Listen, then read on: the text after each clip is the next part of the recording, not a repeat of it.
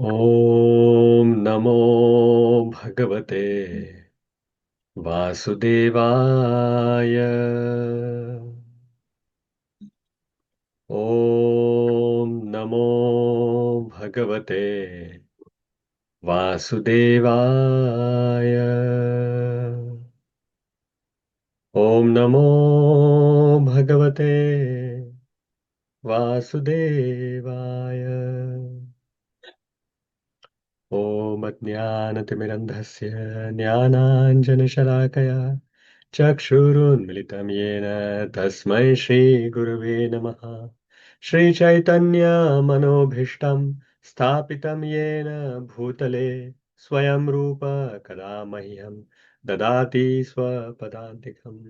वन्देऽहं श्रीगुरो श्रीयुतापदकमलं श्रीगुरुन् वैष्णवांश्च श्रीरूपं साग्रजातं सहगण रघुनाथान्वितां तं सजीवं सावधूतं साद्वैतं सावधूतं परिजनसहितं कृष्णचैतन्यदेवं श्रीराधा कृष्णपादान् सहगण ललिता श्रीविशाखान्वितांश। हे कृष्ण करुणा सिंधु दीनबंधो जगतपते गोपेश गोपिका कांत राधा कांत नमोस्तुते। तप्त कांचन गौरांगी राधे वृंदावनेश्वरी वृषभानुसुते देवी प्रणमामि हरिप्रिये। वाञ्छा कल्पतरुभ्यश्च कृपा सिन्धुभ्यैव च पतितानां पावनेभ्यो वैष्णवेभ्यो नमो नमः। नमो विष्णुपादाय कृष्णप्रेष्ठाय भूतले श्रीमते भक्तिवेदान्त स्वामिन् इति नामिने। नमस्ते सारस्वते देवे गौरवाणी प्रचारिणे निर्विशेष शून्यवादी पाश्चात्य देशतारिणे। जय श्री कृष्ण चैतन्य प्रभु नित्यानंद श्री अद्वैत गदाधर श्रीवासादि गौर भक्त वृंद। हरे कृष्णा कृष्ण कृष्ण हरे हरे हरे राम राम राम हरे हरे। हरे Krishna. So welcome back to Wisdom of Srimad Bhagavatam. We are on Canto 1, and last week we completed chapter 13, which was entitled Dhritarashtra Quits Home. And today the plan is to start and complete this 14th chapter, which is talking about the disappearance of Lord Krishna. Interestingly, this chapter, 14th chapter, doesn't really talk specifically about disappearance of Lord Krishna. It is Yudhiṣṭhira Maharaj seeing various bad omens around him and looking at how Arjuna is, like when Arjuna returns from Dvārakā, looking at that, he is uh, suspecting that Krishna has disappeared because he remembers what Narad Muni had mentioned in the chapter 13. So based on that, he's thinking that Lord Shri Krishna has disappeared. He's actually very dejected himself, and when he sees Arjuna coming back from Dwarka in a dejected way, he is thinking all of this. So this is just a conversation, like the thoughts of Yudhishthira Maharaj here, his conversation with Bhima, and then his questions to Arjuna. So that's this chapter. Actual disappearance of Lord Shri Krishna is described in 11th canto, at the end of the 11th canto. So the disappearance of Lord Krishna, so the same name of the chapter is there, the last chapter of 11th canto, the disappearance of Lord Krishna. And the chapter before that is the disappearance of Yadu dynasty in the 11th canto. So that is where uh, the disappearance is described for Lord Shri Krishna. Here, Yudhishthira Maharaj is suspecting that Krishna has already disappeared based on what Narad Muni had mentioned to him in the 13th chapter. In the 13th chapter, we saw that Vidura returns from pilgrimage. Everyone welcomes him very nicely. Vidura, then, the main reason that why he came back from his pilgrimage and from his Bhagavatam class was mainly because he wanted to help his elder brother Dhritarashtra. Dhritarashtra was very materially attached, and Vidura wanted that Dhritarashtra give up this material attachment and take the spiritual path. He had this wonderful association available whole of his life of Pandavas, who are pure devotees, of Vidura, who is a pure devotee, but he never took it seriously. He never took the advice which was given by Vidura seriously. But for the first time, Dhritarashtra takes his advice seriously and makes his life perfect. So we saw in the chapter, the 13th chapter, that Vidura actually spoke very, very sharp words, very, very, they seemed very harsh, but they were quite compassionate. He was helping Dhritarashtra cut his ignorance and his attachment by pointing out that his health is not well, he has lost everything, he has lost his wealth, he has lost his dignity by staying in the house of Bhima. All of that he mentioned. And at the end, he said that understand the effect of time. And the time is taking you towards the death. So understand your situation. This is the time, and you have to quit your home now and go towards Himalayas and then take up this process of spirituality. So don't live like a miser. He said that be a dhira who's detached from the material things. And if it is possible for you, you become a devotee and you become a Narottama. So not only you become detached from the material things, but also get attached to the Supreme Lord. And that is how you become Narottama. So all of that he mentioned, and Dhritarashtra finally decides to leave home. So without telling anybody, he, Gandhari, and Vidura leaves the palace and they go towards Himalayas. And then when Yudhishthira finds out that his uncle, who's old and blind, is missing along with Gandhari, he was very worried. And he started blaming himself that he's the cause because of which Gandhari and Dhritarashtra would have left the home. But at that time, Narad Muni comes and Narad Muni clarifies that actually it was not you who was protecting Dhritarashtra when he was in palace. It was the Supreme Lord who was protecting. And the same Supreme Lord is going to protect Dhritarashtra, Gandhari, and Vidura even when they have gone to Himalayas. So he explains that you are not the maintainer, you are not the protector, the Supreme Lord is.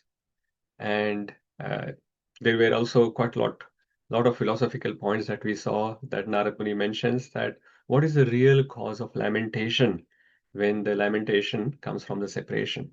So he explained that it is the illusory affection that we have. He also mentions, Narad Muni mentions that all living entities are bound by Kala, Karma, and Guna. A person who's bound by these three, how can he help protecting and maintaining any other living entities? That is why we are not the protectors and maintainers. It is the Supreme Lord only. And then after all of that, then he reveals to Yudhishthira Maharaj that where exactly the Dhritarashtra is gone. And he also explains what is going to be his situation, how he's going to get liberated in few days. 5 days from now, Dhritarashtra is going to get liberated from these material things. So there is no point in you now going and bringing him back in this world of attachment. And not only Dhritarashtra, but Gandhari is also going to enter that fire. So you can't even bring her back. And what about Vidura? Vidura is going to go for pilgrimage. So that pacifies Yudhishthira Maharaj. And the words of the instructions from Narad Muni that gives him some solace that, okay, Dhritarashtra has taken the right step. So that was the last verse that we saw, that having spoken thus, the great sage Narada, along with his Veena, ascended into outer space, and Yudhishthira kept his instruction in his heart, and so was able to get rid of all his lamentation. So that is how we finished the 13th chapter. Now let us look at the 14th chapter, which has 44 verses. Most of these verses are questions or the omens which are explained, and most of them do not have any purports. So even though there are 44 verses in this chapter, I'm pretty sure that we can cover this chapter in today's session, the whole chapter. Let us see how it goes. Let us begin. So Yudhishthira Maharaj has given up his lamentation, but still, towards the end, Narad Muni said something quite interesting. He mentioned that Lord Shri Krishna has completed his mission, and you, all Pandavas, stay here till the time Lord Shri Krishna is here. So he did not mention that Lord Shri Krishna is preparing to go back or whatever, but he has hinted it, saying that Lord Shri Krishna appeared for a purpose. He has completed his purpose. So obviously that means that if Lord Krishna's mission is completed now, he is about to depart from here. He is about to disappear from this planet. And you Pandavas, who are the pure devotees of the Supreme Lord, you stay here till the time the Lord is here. So Yudhishthira Maharaj he had this deep impact because of this prophecy that Narad Muni had done, that Lord Shri Krishna is about to disappear from here. So because of that, he started thinking very deeply about everything around him. And he started noticing all these things which are happening around him. So that is how this chapter is flowing. So in the beginning, we will see various verses where Yudhishthira Maharaj is suspecting Krishna's disappearance, looking at all the inauspicious symptoms around him. And then various bad omens are explained. And then Yudhishthira Maharaj sees that Arjuna, who had gone to Dvārakā to find out what are Krishna's plans, he has returned, but he is looking very dejected. So Yudhishthira first asked him various questions indirectly, that how's Balaram, how's everyone in Dvārakā, and how's Krishna's wives, how's Yadu heroes, all of these questions he asked. And then this is the indirect inquiry. Are they happy? Are they happy? And then there was a direct inquiry as well that he did. That how is Krishna? Is he okay? Then uh, he inquires, looking at the Arjuna's dejected appearance. He asks questions of about his personal welfare. That why are you looking so dejected? Has all these things happened? So he gives 10 different causes of dejection. And then finally, in the last verse, Yudhishthira Maharaj asks that has Krishna, your eternal friend, left this world? And that is why you are dejected? And that is where this chapter finishes. Let us start. First verse. Chapter 14, the disappearance of Lord Krishna. Text 1, Suta Uvacha. Samprasthite Dvārakāyāṃ Jishnau bandhud didrukshaya Nyatum cha punya shlokasya Krishnasya cha vicheshtitam. Yes, Prabhuji, go ahead. Hare Krishna. Sri Sutta Goswami said, Arjuna went to Dwarka to see Lord Sri Krishna and other friends, and also to learn from the Lord for the next activities. Hare Krishna. So generally the disappearance pastimes of Lord Sri Krishna, the devotees, they don't discuss much. They are very happy to discuss about his appearance. They are very happy to discuss about his various pastimes that he has done. But hardly any classes are given, if you notice, on Krishna's disappearance. If a chance is given to a preacher, to talk about Krishna's pastimes, he never chooses the pastime of his disappearance because these are not very happy pastimes from the devotee's perspective. Of course, Krishna is transcendental, all his pastimes are wonderful, but at the same time, the attachment to Krishna is there for the devotees, and that is why they are generally talking about his other pastimes. The separation pastimes they try to avoid. So here as well, we are talking about all this suspicion of Yudhishthira Maharaj. So we will see what is happening. So Srila Prabhupada actually talks about in the purport that so Yudhishthira Maharaj had sent Arjuna to Dvārakā to find out the plan for Lord's next activities. What is the next program? Like he has done all this mission, what is he planning to do? So Lord appears, as we all know, Paritranaya sadhuna vinashaya cha dushritam dharma samsthapanarthaya sambhavami yuge yuge. He has mentioned in Bhagavad Gita 4th chapter. Now considering that the Battle of Kurukṣetra is finished, so Vinashaya cha dushritam is done, and Yudhishthira Maharaj has been installed as the king of the world. So Paritranaya sadhunam is also automatically done. And dharma as also samsthapanarthaya is done. So he understands that his mission is complete as Narad Muni has said. So what is his future plans now that the mission is complete? So that is why Arjuna was sent to Dvārakā. Let's go to the second verse. Vyatita katichin mata masas tada tatorjunaha dadarsha ghora rupani nimittani kurudvaha. Yes, Mataji. Go ahead. Hare Krishna Prabhuji.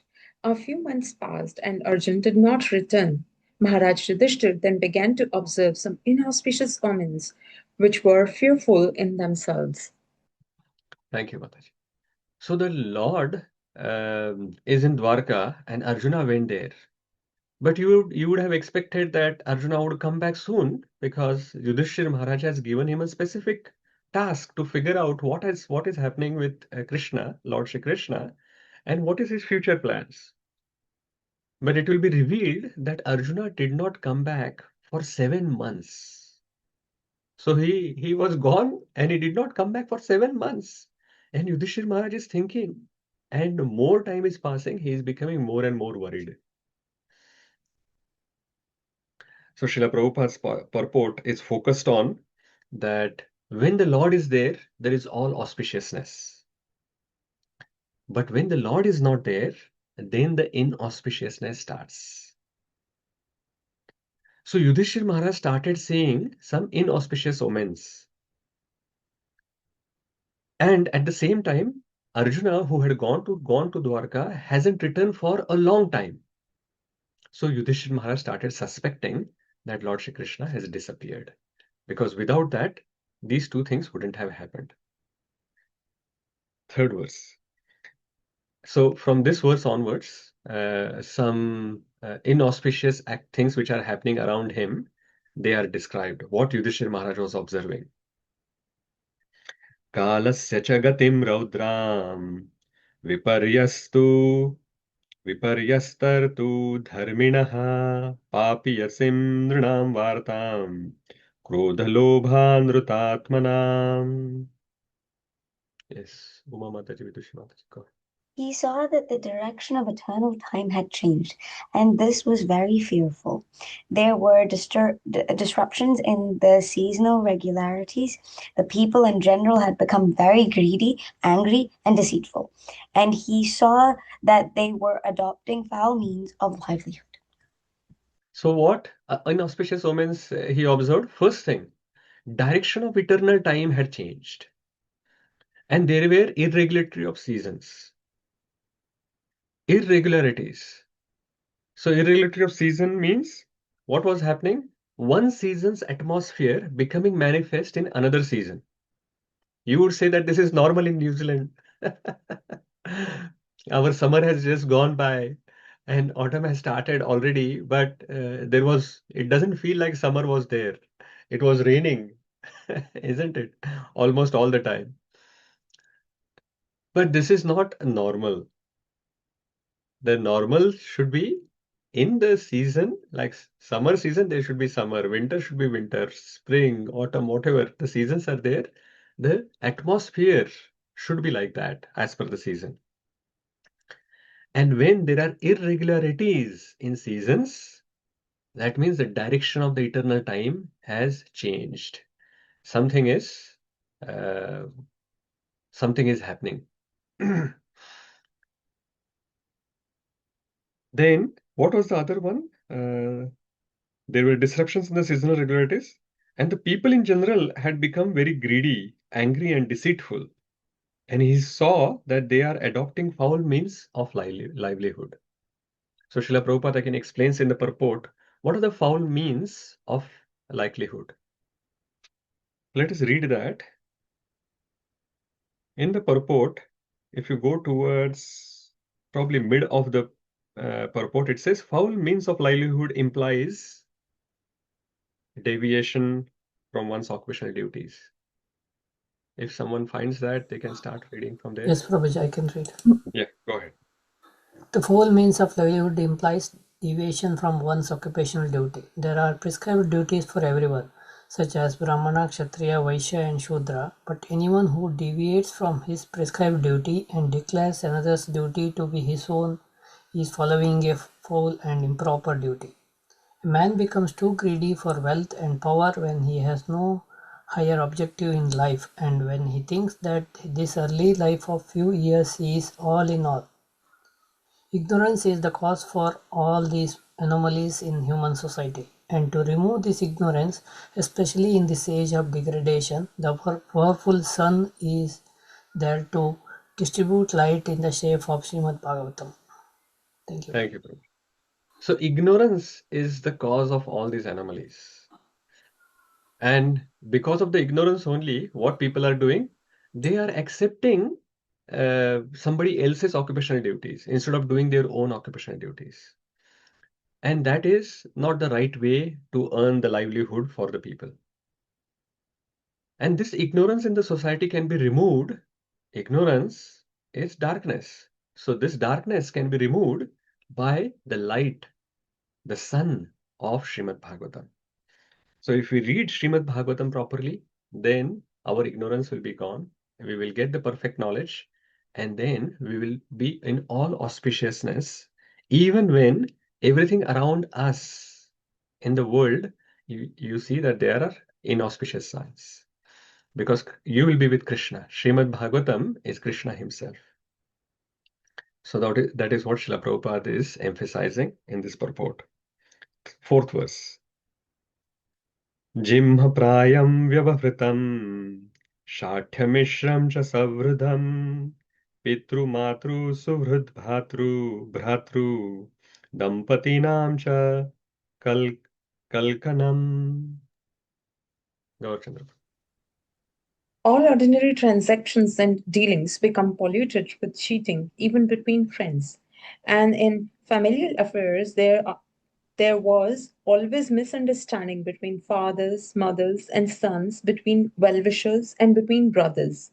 Even between husband and wife, there was always strain and quarrel. Thank you, Maharaj. So more anomalies are mentioned in this fourth verse. There are two things which are mentioned. So all transactions, it is saying, all ordinary transactions and dealings became polluted with cheating, even between friends. Friends and relatives as well, people were ready to cheat. And it is not even some special transaction, ordinary transactions as well. So people are becoming so degraded that they are even willing to cheat their friends and relatives, family members, even in the small ordinary transactions. And there was strain and quarreling between family members. So Srila Prabhupada is mentioning here that, okay, let's actually read the first few lines. They are quite interesting. Srila Prabhupada has given one word synonyms for the 4 defects that we have. Let us read that. Vishaka Mataji, can you start reading the purport? A conditioned living being is endowed with 4 principles of malpractice, namely errors, insanity, inability, and cheating. These are signs of imperfection, and out of the 4, the propensity to cheat others is most prominent. And this cheating practice is there in the conditioned souls because the conditioned souls are primarily in the material world, imbued with an unnatural desire to lord it over the material world. Yeah, thank you, Mataji. So there is always this problem that is there in the society because the human beings have 4 defects. We all know those 4 defects. We have imperfect senses, and because of that, we get illusioned. And when we get illusioned, we make mistakes. And to hide those mistakes, then we are cheating. So those 4 defects we have. Srila Prabhupada has talked about these 4 defects here. Imperfect senses means there is inability in us. So he calls them 4 principles of malpractice. So first one, imperfect senses, that is inability. In the first line he has said, there are errors, insanity, inability, and cheating. So imperfect senses refers to inability. The illusion that we get illusioned, that is insanity. We make mistakes, that is errors, and which we are cheating others, that is mentioned as cheating. So inability, insanity, errors, and cheating. These are the 4 principles of malpractice. And out of all these 4, cheating is the most prominent. So cheating is most prominent because, and the reason is also given by Srila Prabhupada. If you go further in the purport, Srila Prabhupada is explaining that we all the living entities, we all want to actually lord over the material nature. But that is not the reality. We are not the lord of the material natures, and we can't even do that, which is not possible for us. Hence, we cheat. And even our close relationships as well, we are ready to cheat. Because within the friends, sometimes within the family members as well, everyone is wanting to lord over the material nature.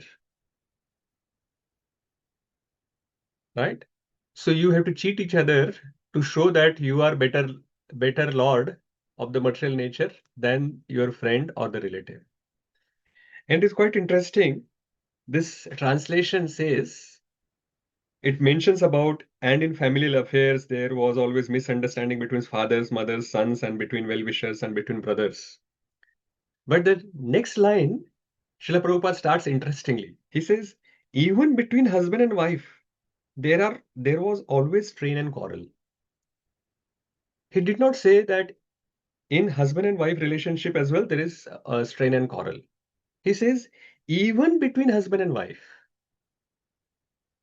So the idea is that husband and wife is a very close relationship.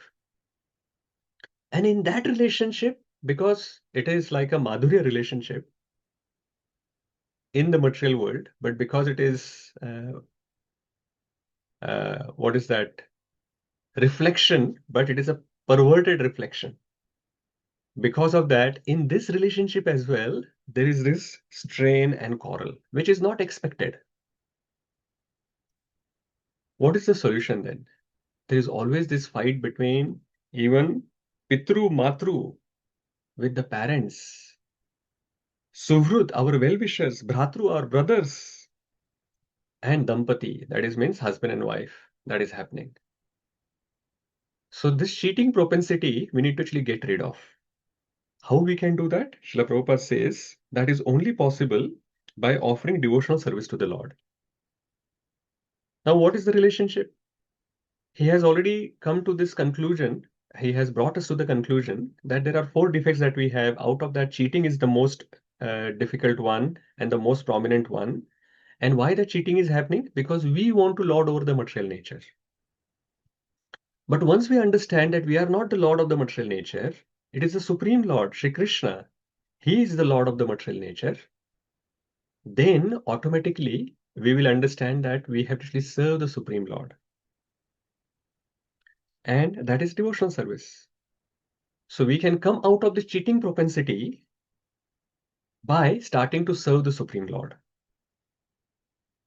So this is how Srila Prabhupada is asking in the purport that all this inauspiciousness or all these ill omens which are there, we can come over them by taking the shelter of the Supreme Lord by rendering devotional service. Fifth verse. Nimittanya atyarishtani kale tvанugate nrinam lobhadya dharma prakritim drushto vachanujam nrupaha. Uma Mataji. Hare Krishna Prabhuji. In course of time, it came to pass that people in general became accustomed to greed, anger, pride, etc. Maharaja Yudhiṣṭhira, observing all these omens, spoke to his younger brother. Hare Krishna. So Arjuna is not there. So who is the younger brother? That is Bhima. And it will be clear from the next verse that who is speaking to. So he saw that greed, anger, pride, greed, anger, and pride, etc. So he said he saw that the people in general have become accustomed to this. Now in Yudhishthira Maharaja's kingdom, the things were not like this. Yudhishthira Maharaj is a pure devotee. Now in Dhritarashtra's kingdom, all these things were happening. But since Yudhishthira Maharaj took over, then the kingdom was flourishing.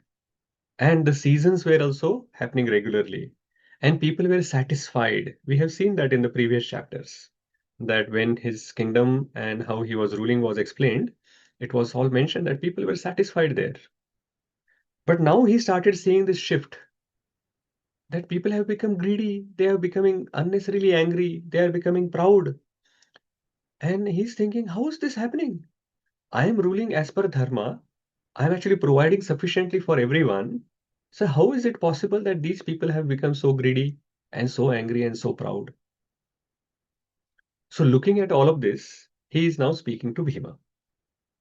What does he say? Yudhiṣṭhiruvacha sampreshito dvarakāyam jishnur-bandhu dridrukshaya nyatum cha punya shlokasya krishnasya cha vicheshtitam.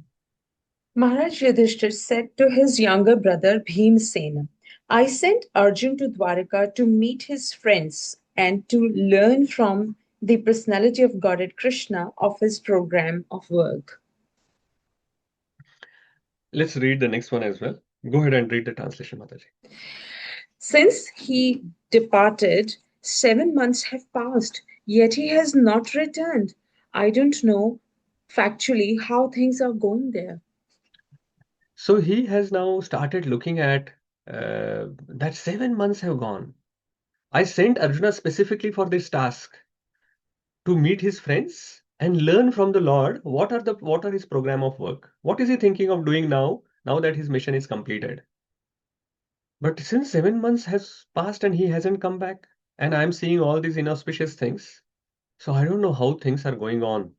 So Yudhishthira Maharaj is worried, and we can actually feel his worry from these 2 verses that he had just spoken. Next verse. Now he is remembering what Devarshi has said. Api Devarshina Dishta Sakalo Yamupasthitaha Yadatmano Angama Kridam Bhagavan Utsi Srikshati. Yes, Vishakha Mataji. Is he going to quit his earthly pastimes as Devarshi Narad indicated? Has that time already arrived? So he is worried. Now, has that time already come? Because the devotees always want to spend more and more time with Lord Shri Krishna. We have seen all these prayers from Kunti Maharani that mainly she was saying that I want more of your association. Then after that also Yudhishthira Maharaj asked him to stop because they wanted more association of the Lord. And it is the desire of all the devotees that they want to spend more and more time with Lord Shri Krishna.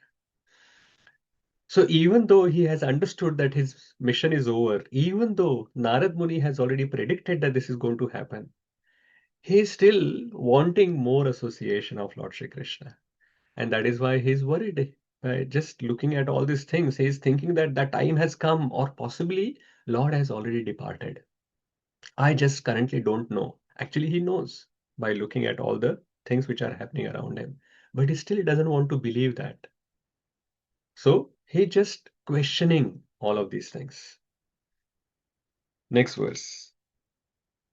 Yasman sampado rajyam dara prana kulam prajaha asan sapatna vijayo lokascha yadanugrahat. Suravan. Hare Krishna Prabhuji. From him only all our kingly opulence, good wives, lives, progeny, control over our subjects, victory over our enemies, and future accommodations in higher planets have become possible. All this is due to his causeless mercy upon us. Hare Krishna. Thank you, Prabhuji. So this verse is explaining about the material opulence. All the opulence that Yudhishthira Maharaj and the Pandavas have received, that is because of Lord's mercy. So everything that anyone can get, that has been received by Yudhishthira Maharaj. Kingly opulence, good wives, then good lives, then progeny, good children, then the control over the subjects, then victory over the enemies, and also future accommodation in higher planetary systems. So anyone in the material world, what they can expect from the opulence or from enjoyment perspective, Yudhishthira Maharaj and the generally Pandavas, they have all received. And Srila Prabhupada is explaining about the endeavor and the mercy.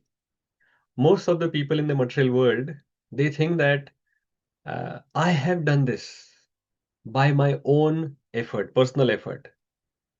So whatever I have achieved, the success that I have received in my material enjoyment in this material world is because of the personal endeavor that I have put in. So these are very proud words, but they don't understand that endeavors without Lord mercy doesn't give any result. So Srila Prabhupada is very beautiful purport he has written. He also gives this example of a medical practitioner. Srila Prabhupada is saying, if it was possible to achieve success with your personal endeavors only, then all medical practitioners should be able to cure the disease of their patients because they are putting material endeavors and they will never fail. But we can see that sometimes, even after putting all these material of their personal endeavors to cure the patient, with all the material advancement that we have with the technology and the surgeries and whatever that they can do, still sometimes they are not able to cure the patients. And the reverse is also true. The doctors say that this is a hopeless situation. The patient cannot be cured. He is going to die now. But still, somehow or the other, miraculously, the patient gets cured. So it is very clear that only by personal endeavor, you cannot get the success. You require Lord's mercy.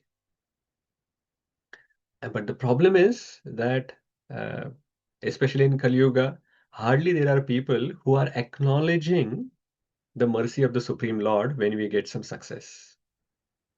We always say that I have done this. But here we can see the devotee like Yudhishthira Maharaj, they are grateful. He is acknowledging that they have got everything by Lord's mercy. So this is the quality of a devotee. They are not taking credit for what they have received. Yes, they had to actually put some personal endeavor. They had to fight the war themselves. They had to actually go through all the different tribulations, different difficulties. They have to actually put some endeavor to come out of that. But they understand that it was not just by personal endeavors that we have received it. It was because Lord has given mercy to them. That is why they have received all this material opulence.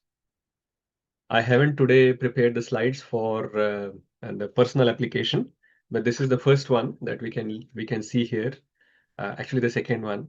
First one is the devotees are interested in the Lord's pastime, but still they generally don't discuss these disappearance activities because they are wanting more and more association of the Supreme Lord.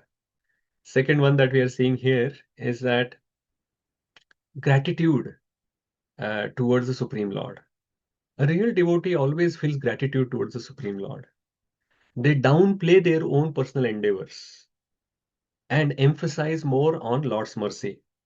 It is not that they are just sitting idle, they are lazy, they are not putting their personal endeavor. They are putting a lot of endeavor, but they are downplaying their own effort and emphasize more on the Supreme Lord's mercy because they understand factually that that is the biggest contributing factor in the success.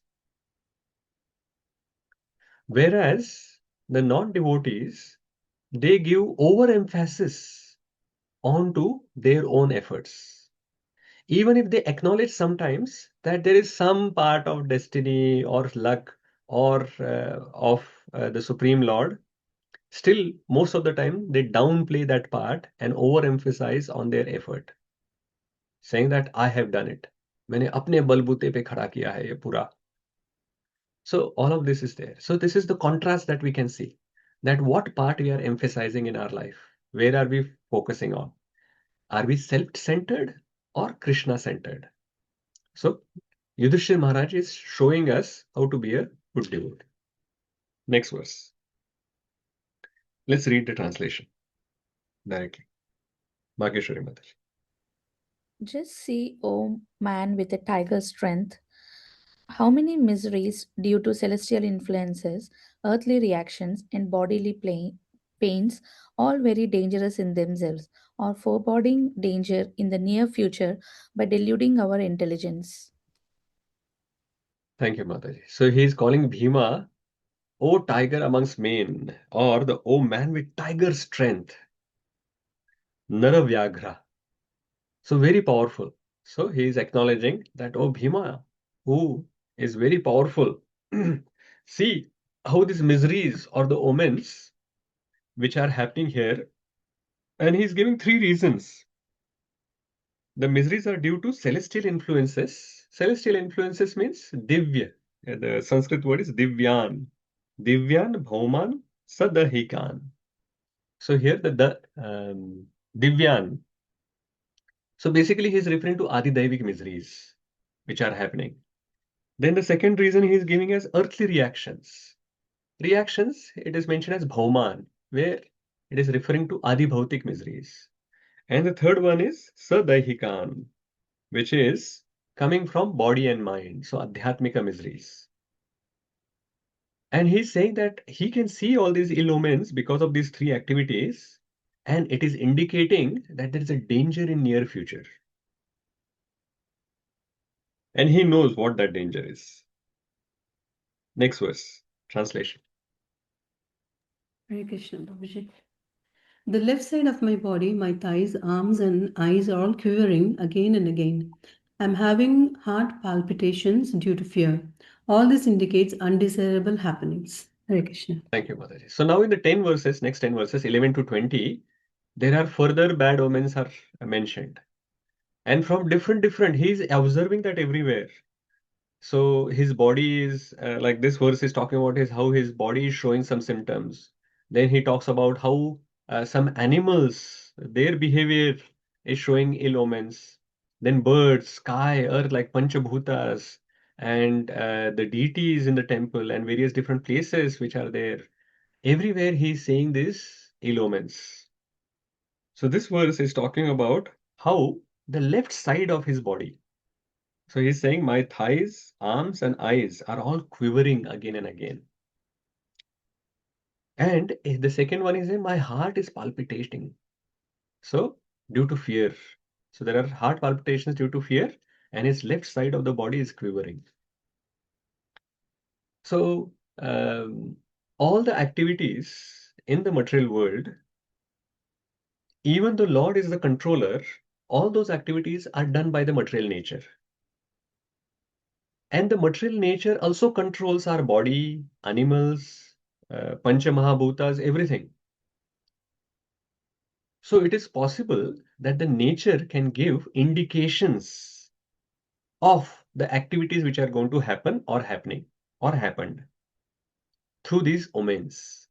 And there could be some auspicious signs that the nature can give it to us, and sometimes it can give us some inauspicious signs. And from that we can understand what kind of activities are going to happen. So here, from the bodily signs, he is showing that there has been some bad omens which are happening, and he is thinking that something undesirable is going to happen. Next word, next translation. 12th. Just see, O Bhima, how the she-jackal cries at the rising sun and vomits fire, and how the dog barks at me fearlessly. Yeah, next one as well, Mataji. 13. O Bhimasena, tiger amongst men. Now useful animals like cows are passing me on my left side, and lower animals like the asses are circumambulating me. My horses appear to weep upon seeing me. So Yudhishthira Maharaj is thinking that animals have received the signs of what has happened. And that is why the she-jackal is crying at the rising sun and vomiting fire from the mouth.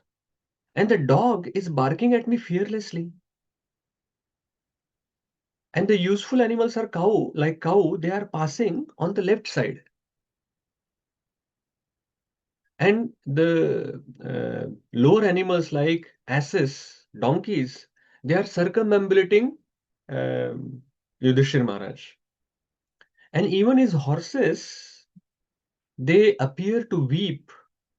They are crying when they see Yudhishthira Maharaj.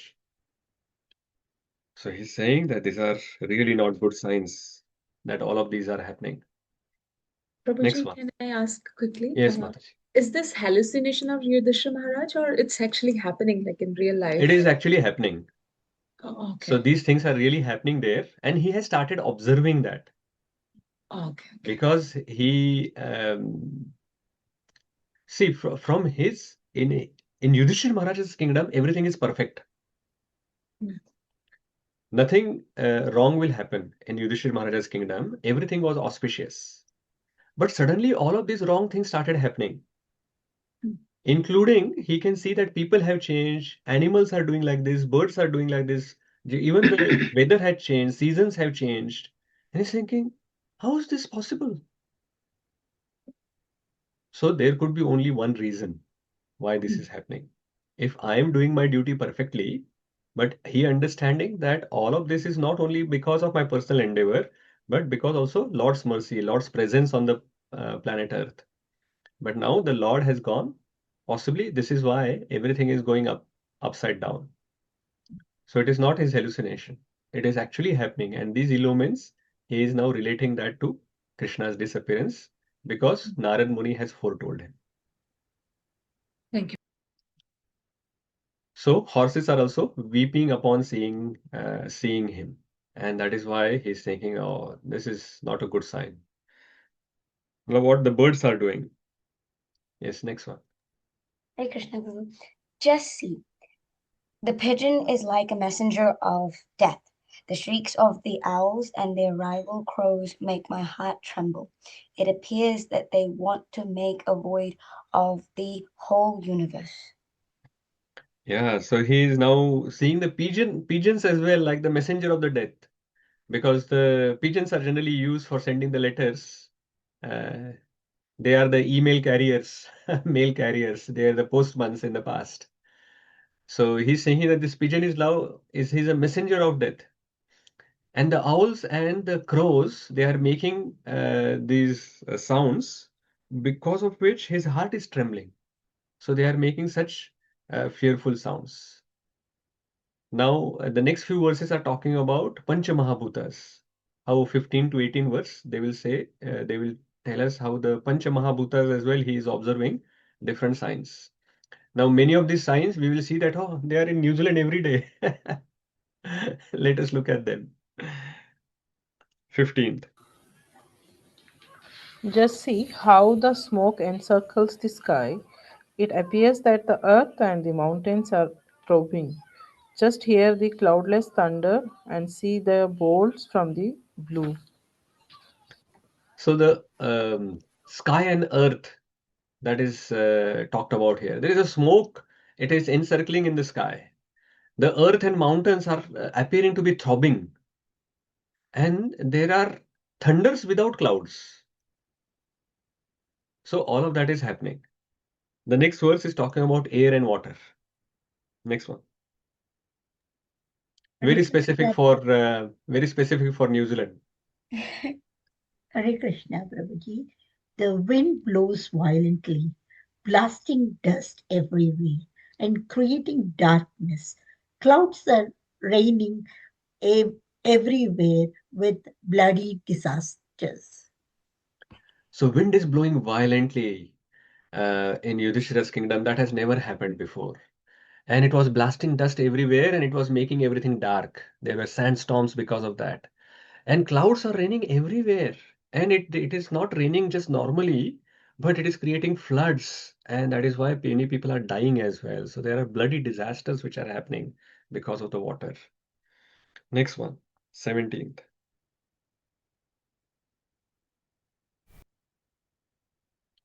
Surananda Prabhu.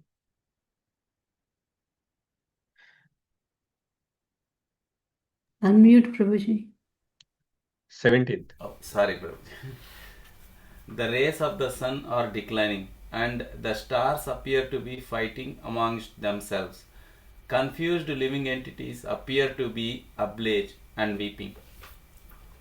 So sun's rays are declining, stars are appearing to be fighting, and the people are getting confused because of all of that, and they are appearing to be ablaze. And the next one is talking a little bit more about the rivers, water, 18th verse. Amen. Hare Krishna. The river, tributaries, ponds, reservoir, and mind are all perturbated. Butter no longer ignite fire. What is this extraordinary time? What is going to happen? Hare Krishna Prabhuji. Yeah. So people's minds are also affected. So they are perturbed. And even something simple like butter is not igniting fire. So what an extraordinary time he is talking about. What an extraordinary time. Further signs. And now he is observing the kettles. Sudharma Mataji. The calves do not suck the teats of the cow, nor do the cows give milk. They are standing, crying, tears in their eyes, and the bulls take no pleasure in the pasturing grounds. Hare Krishna. Yeah, so he's observing that the cows are not drinking milk, and the cows are also not giving milk, and the bulls are not taking pleasure in pasturing grounds. And they are appearing just like standing and they are just crying with tears in their eyes. 20th. The deities seem to be crying in the temple, lamenting and perspiring. They seem to be leave. They seem about to leave. All the cities, villages, towns, gardens, mines, and hermitages are now devoid of beauty and bereft of all happiness. I do not know what sort of calamities are now awaiting us. So all the beauty in the material world is because Krishna is present there. If Krishna has left, then all the beautiful places are also not appearing beautiful to the devotees. So he is saying that all these beautiful places, like the cities, villages, towns, gardens, mines, hermitages, they are devoid of beauty and happiness now. And even the deities in the temple, they are appearing to be crying, they are lamenting and perspiring, and it appears that they are about to leave from the temple. So all of these signs that he has seen, so now he's based on all of these signs, he's thinking what could have be the cause of this in the 21st verse. Yeah, go ahead. Parminder Prabhu, you have just read? Yes, Prabhuji, a couple of minutes Okay. back. Yeah. But The previous verse, who read? Okay, if not you, then you can continue. Hare Krishna, Prabhuji. I think that all these earthly disturbances indicate some greater loss to the good fortune of the world. The world was fortunate to have been marked with the footprint of the lotus feet of the Lord. These signs indicate that this will no longer be. Yeah. So now he's thinking that all of these disturbances are indicating a very great loss. And what could be the greatest loss that the world would have experienced? That world was earlier fortunate to have the Lord's footprints, because the Lord was present on the in this world, and he was walking, and his footprints were marked on the earth. But he's thinking, it looks like that this fortune has been lost. So he's thinking that the Lord has disappeared from this earth, and that's why there will be no longer any footprints on the earth. And that is why all these signs that he talked about were happening.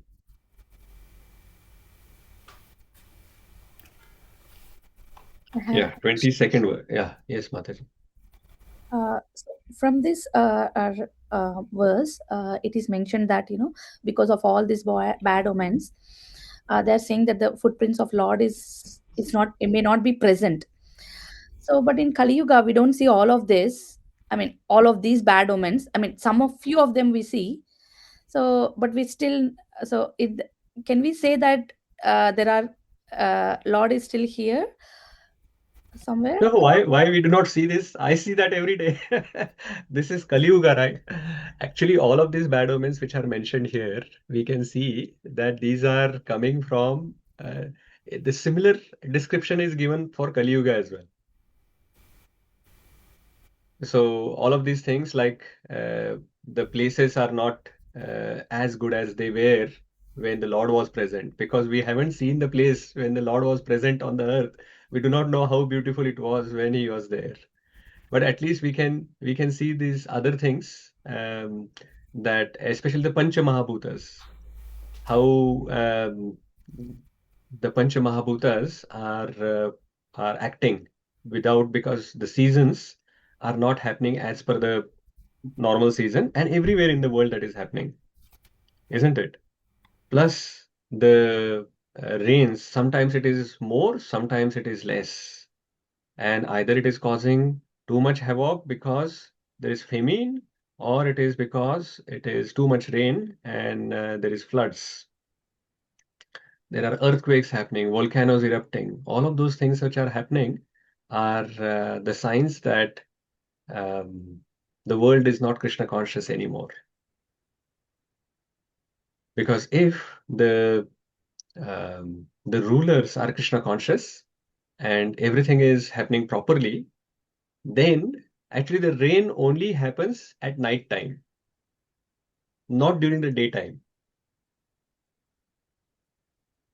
When everything is happening properly in Yudhishthira Maharaj's kingdom, rain will not come during the daytime, because daytime everyone has to go and do their work. If the rain happens, then how will they go? So it will only happen at night time. When everyone is sleeping, then the rain will happen. They will give the water to the fields. They will fill up the rivers. But during the daytime, everyone is free to do their activities. There will not be wind gusts like 120 kilometers per hour that happens here. That shows that the things are not going as they should be. Of course, Krishna has appeared in Kali Yuga as holy name. But how many in the world, like billions of people who are there, how many of us are chanting the holy name? Krishna has appeared in this Kali Yuga as Srimad Bhagavatam as well. But how many of us are reading Srimad Bhagavatam and understanding the instructions of the Srimad Bhagavatam? Of course, Krishna, even without Srimad Bhagavatam and holy name, is present everywhere. But whether we are acknowledging his presence is when we say that Krishna is there or not. But here specifically that we are talking about is Krishna physically was present there. He was personally present. and now he has left. And there is a drastic change that has happened because of this. So when Krishna left, Kali Yuga started. So basically, Yudhishthira Maharaj is seeing these inauspicious signs of the start of Kali Yuga and Lord's departure and start of Kali Yuga. So these signs we are able to see now as well. Yeah, but this deity's lamenting seems to be a little bit of, couldn't understand how real. Yeah. Yeah. So deity worship has to actually happen properly. So most of the temples where you go, the deities have already left.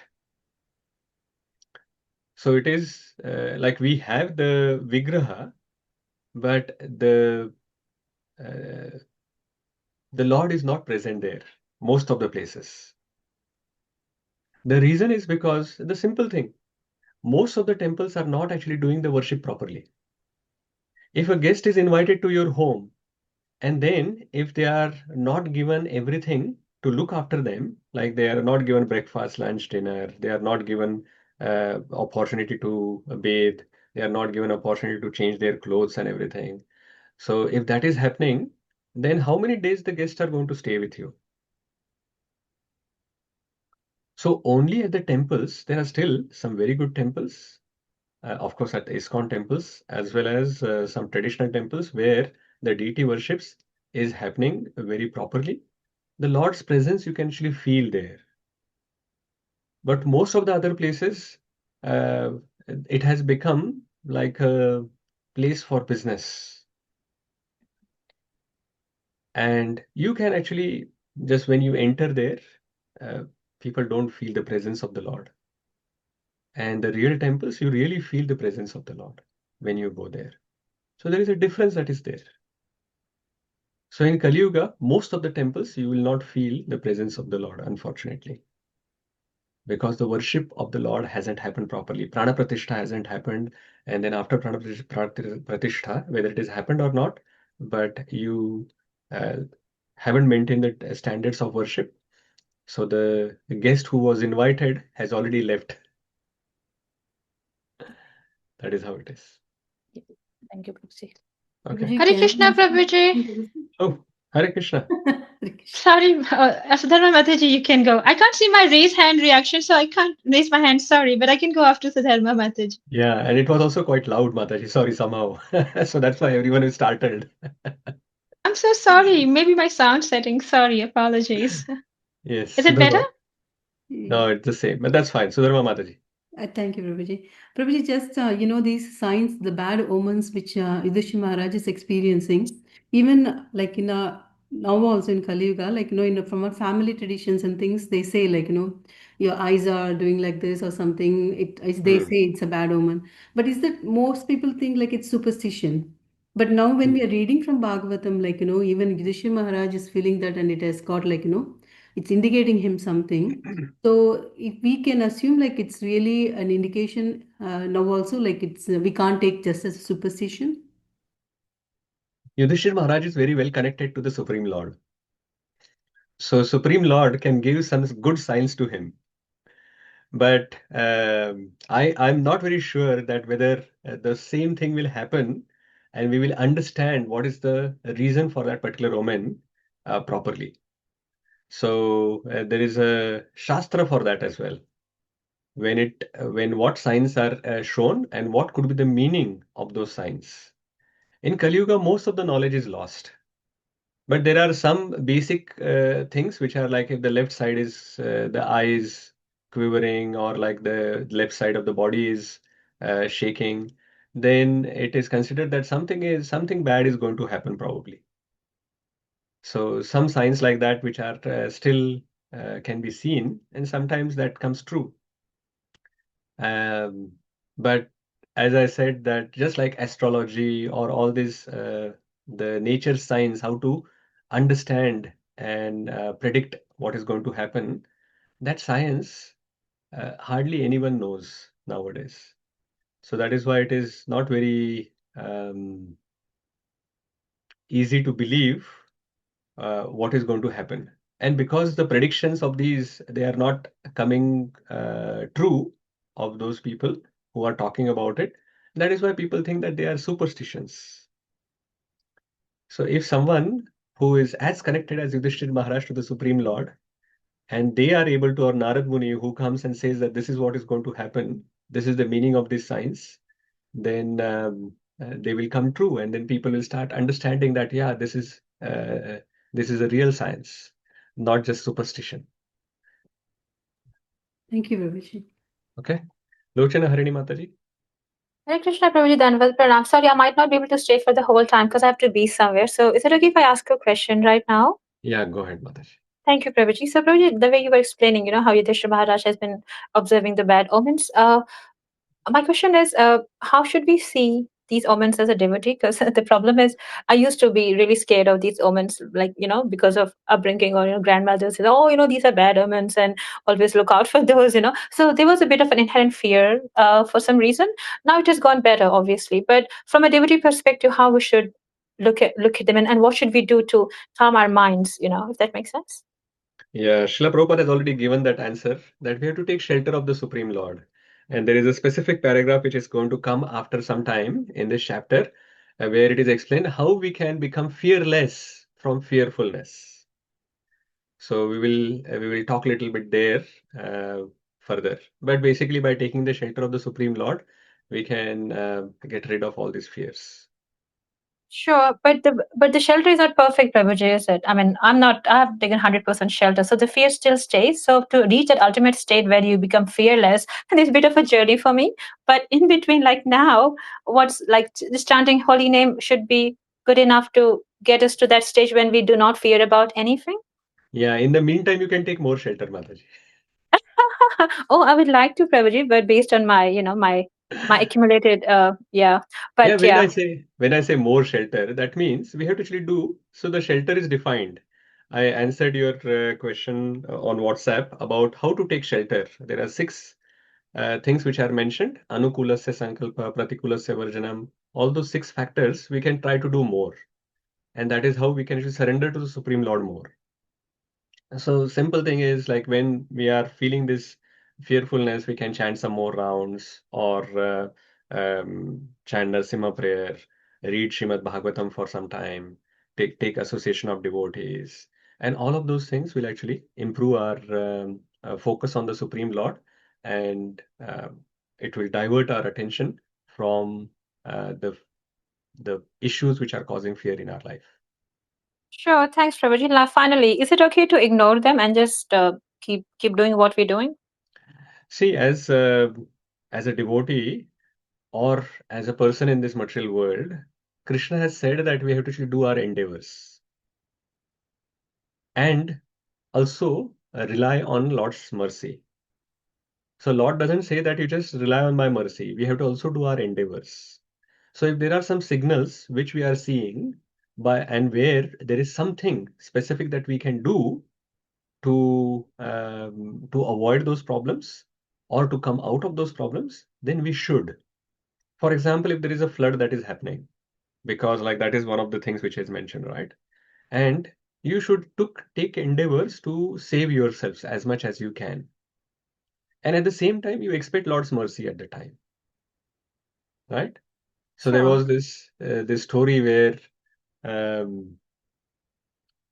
this devotee had a lot of faith in the Supreme Lord, and he always thought that, oh, Lord will protect me. And one fine day, there was some flood in his village, and the water started rising. So when water started rising, people came. A group of people came and said, "Hey, let's go, let's go. uh, Otherwise, the flood will come and you will die." He said, "No, no, no, Lord will protect me." And then water rose further, and he went to the upper floor of his house. But the water rose there as well. But then there was a boat who came, and he said, "Hey, let's go, let's go. Otherwise, you will die." He said, "No, no, no, you go ahead. Lord will protect me." Then water started rising further. So he went to the roof of his house. And then a helicopter came and dropped a rope. And he said, "Hey, let's go, otherwise you are going to die. The water is rising." And he said, "No, don't worry, you go, you save someone else, Lord will protect me." Then water rose further and he was drowned and he died. Then he went back and he said, "Oh Lord, why did you not protect me? I had so much faith in you." He said, "Arey, foolish guy. I, I sent you help 3 times, but you always ignored my help. So that should not happen with us." So the endeavors we also have to do and have faith in Yeah. the Lord that He will protect us as well. Absolutely, Pooja. I've heard that story. Really interesting one. But my question was like, is it okay to ignore them? But you said, of course, do your endeavor, 100%. But if we come across something like that, some bad omens are happening around us. The very common example in New Zealand is cats crossing your way. In a typical, Indian setting, they say, "Oh no, cat should not cross your way, otherwise something bad happens." I totally ignore and I keep doing what you're doing. So my question was, is it okay to be like that, or should we, Yeah, stop and chant? in a place like New Zealand where there are hundreds of cats, I know. if you start thinking that the cat crossing the road in front of you is going to cause bad omen, then No. every day is going to be bad for us. Exactly. No, I Yeah. don't really care, Prabhuji, these days, but wanted some clarification. Thank you so much for that. I might have I'm to actually drop off. Yeah, the smaller things we can just ignore, which are everyday activities Correct. here. But like the bigger things, like the Pancha Mahabhutas are giving us some signals, we should not ignore them. That is how we should use just common sense to Absolutely. Yeah, take common some sense. personal action. Yeah, Yeah, 100%. Thank you so much, Prabhuji. Hare Krishna. Hare Krishna. Let's move ahead. 22nd verse. Now the Arjuna is returning, and that is what is going to get discussed. 22nd onwards. Surananda Prabhu. O Brahmana Saunaka, while Maharaja Yudhishthira, observing the inauspicious signs on the earth at that time, was thus thinking to himself, Arjuna came back from the city of the Yadus, Dvārakā. So Arjuna has returned from Dvārakā while Yudhishthira is contemplating on these ill omens. 23rd. Sadashiv Prabhu. Hare Krishna. When he bowed at his feet, the king saw that his dejection was unprecedented. His head was down, and tears glided from his lotus eyes. Hare Krishna.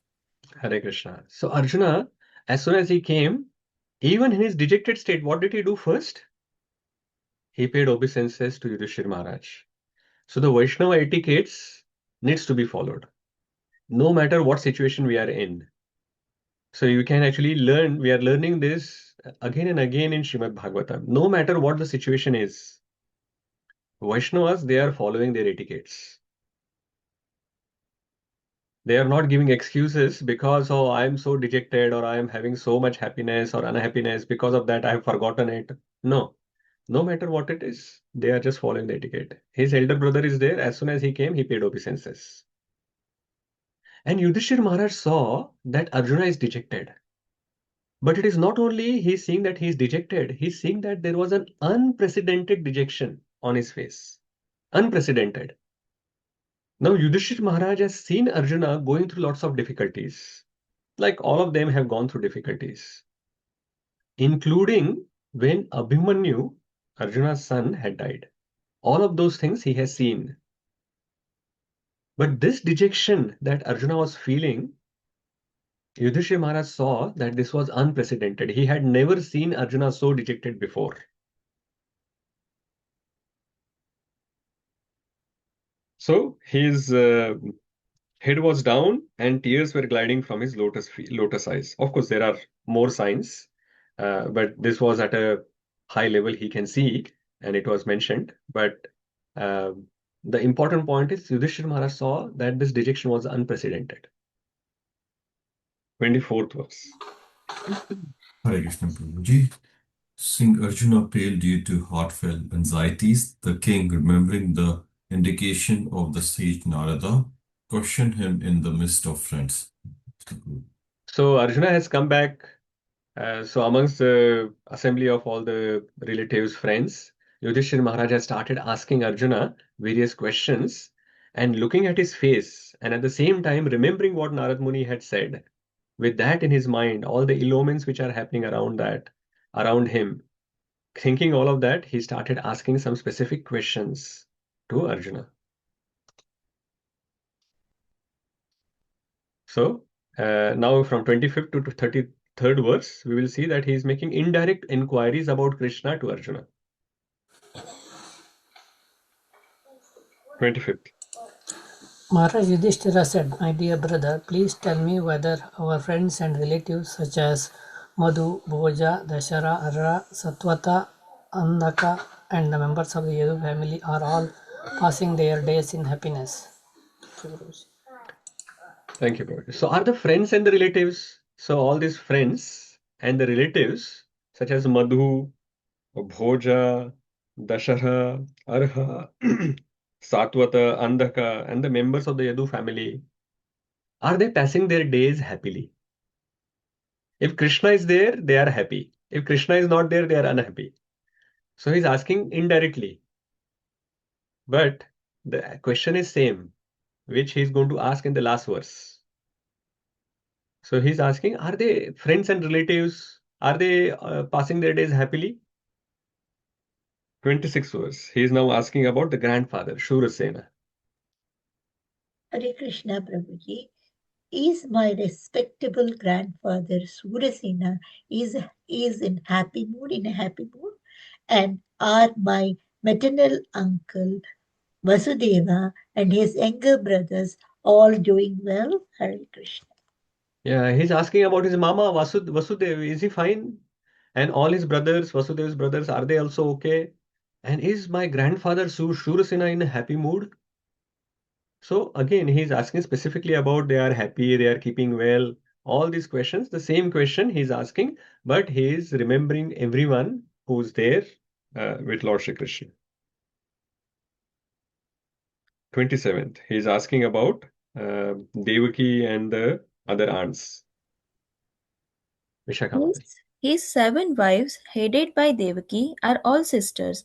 Are they and their sons and daughter-in-law all happy? Yeah, so all my aunts, their sons and the daughters, are they all happy?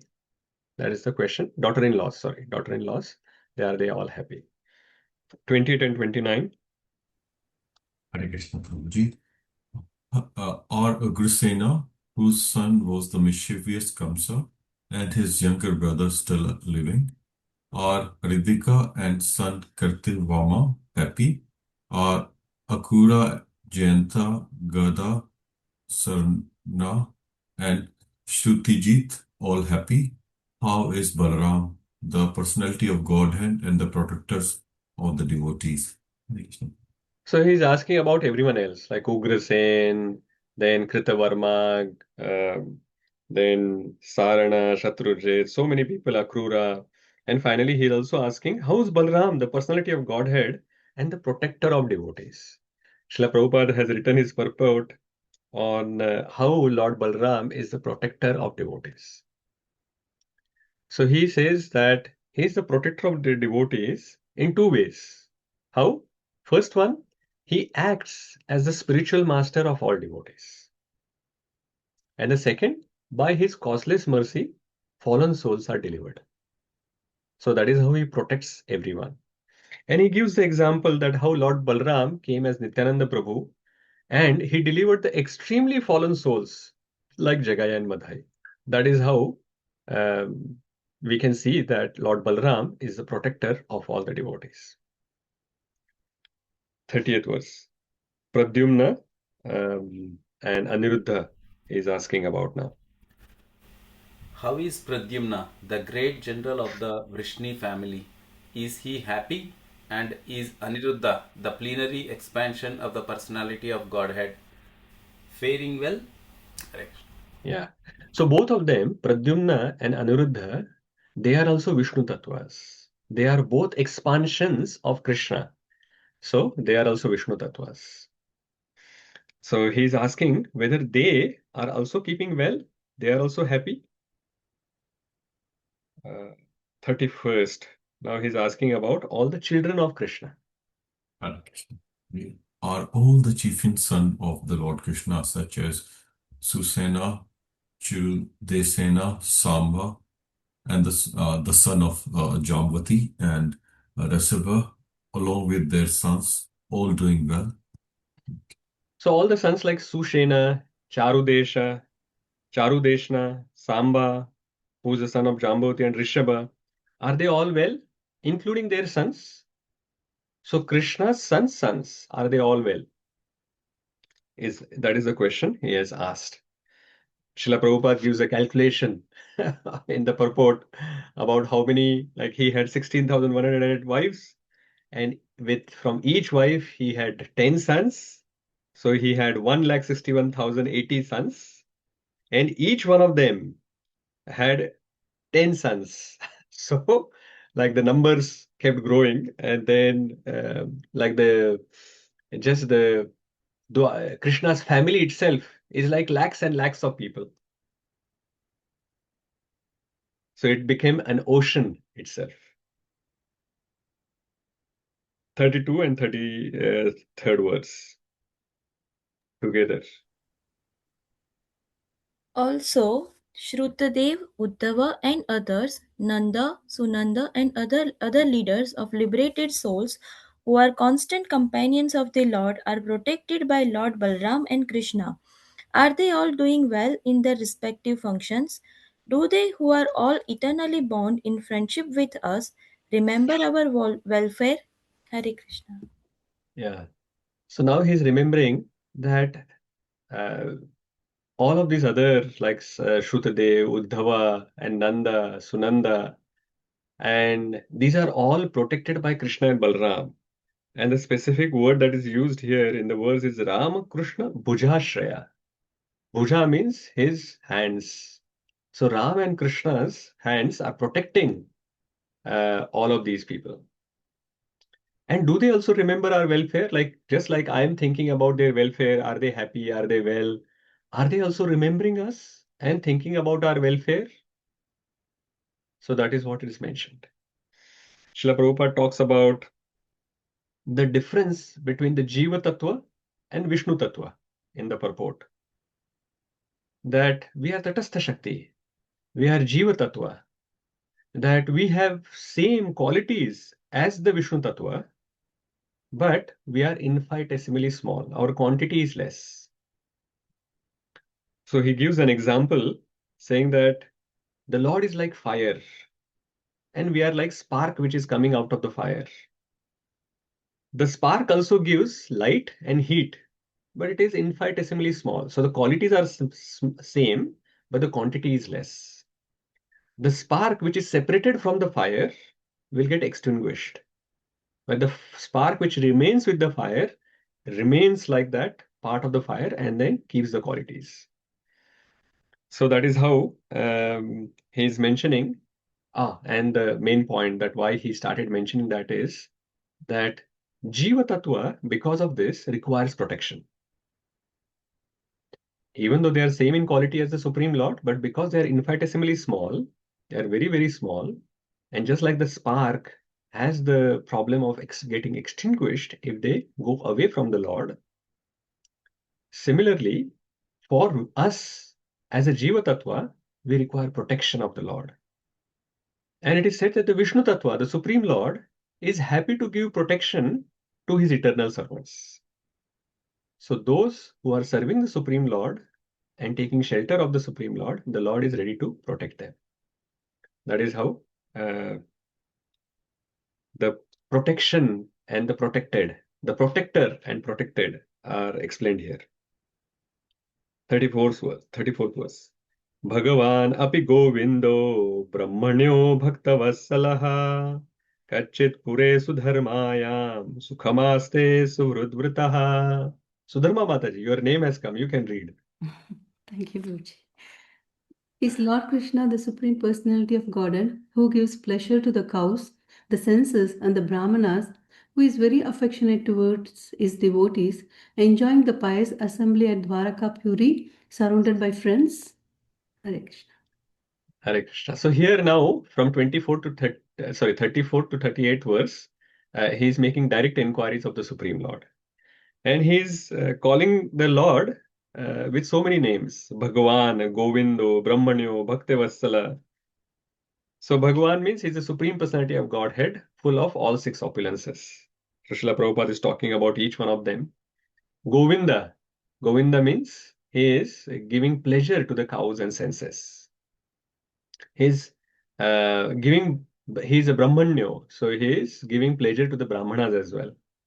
And he's Bhaktavatsala. That means he is affectionate, very affectionate towards his devotees. So such Supreme Lord, is he enjoying the pious assembly hall, which is Sudharma, at Dvārakā, and he's surrounded by his friends? And Srila Prabhupada is explaining in his purport, he's saying that a society devoid of cow protection and Brahminical culture is not under the direct protection of the Lord. So a society devoid of cow protection and Brahminical culture. So the protection to the cows and Brahmanas needs to be provided. And a society where these two are not protected, the Lord is not happy. And then such society is not under direct protection of the Lord.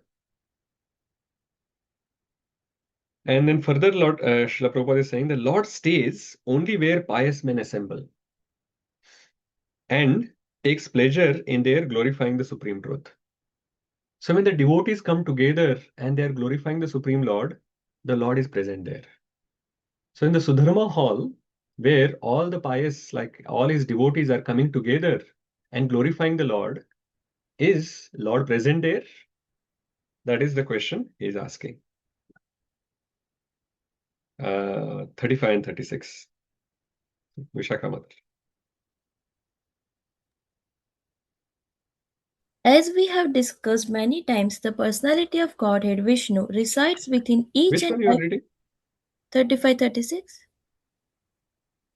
Oh, my translation is a little different. No, Mataji You're is reading the reading the purport, purport. Mataji. Read the translation Oh, just. translation. Sorry. He started reading the purport, yeah. Oh, Sorry, Prabhuji.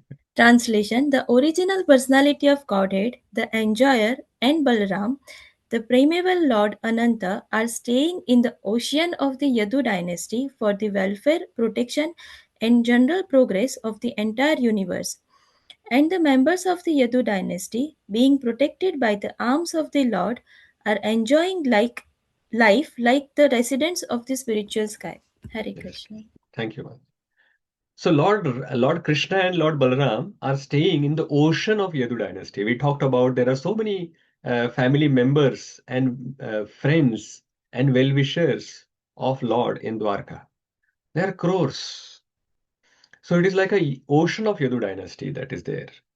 And both of these lords, Krishna and Balaram, they are present there for the welfare and protection and progress, not only of the Yadu dynasty, but of the entire universe. And all these Yadus are being protected by Lord's arms. Again, this Bhujashraya has been referred here.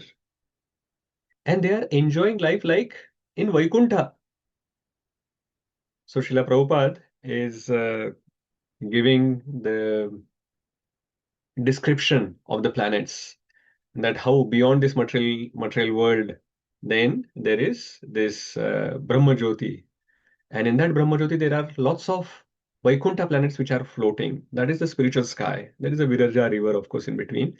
And then beyond that, there is the spiritual sky. In the spiritual sky, there are innumerable Vaikuntha planets which are there. And on each of the Vaikuntha planets, the Lord is present in a different form. And the inhabitants of those Vaikuntha planets are also having the forms like the Supreme Lord.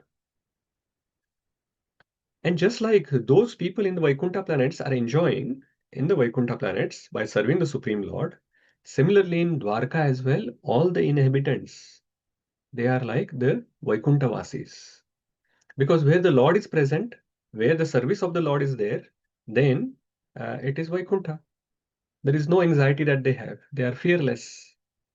And that is what is mentioned here. 37th. Krishna Prabhuji, simply by administering comforts of the lotus feet of the Lord, which is most important of all services, the Queen of Dvārakā, headed by Satyabhama, induced the Lord to conquer the demigods. Conquer the demigods. Does the queen enjoy things which are prerogative of the wives of the controller of the thunderbolts? Yeah, very nice verse. Here it starts with Yat Pada Shushrushana Mukhya Karmana. So, Yat Pada Shushrushana Mukhya Karmana. What is their main activities? This is about Krishna's queens. What is their main activity? Yat Pada Shushrushana. So, they are just serving the lotus feet of the Lord. And just by serving the lotus feet of the Lord, they became so dear to Lord Shri Krishna that Lord Shri Krishna is ready to please them by doing the activities that they ask him to do. And Srila Prabhupada is explaining in the purport like how Satyabhama, when she visited the heavenly planet Swargaloka, there she saw this Parijata tree and she wanted that Parijata tree, and Lord Shri Krishna brought that Parijata tree. And for that, he had to actually fight with Indra and all the other devatas, and he defeated all of them. So just for one tree, which his wife asked for. So he fought with all the devatas.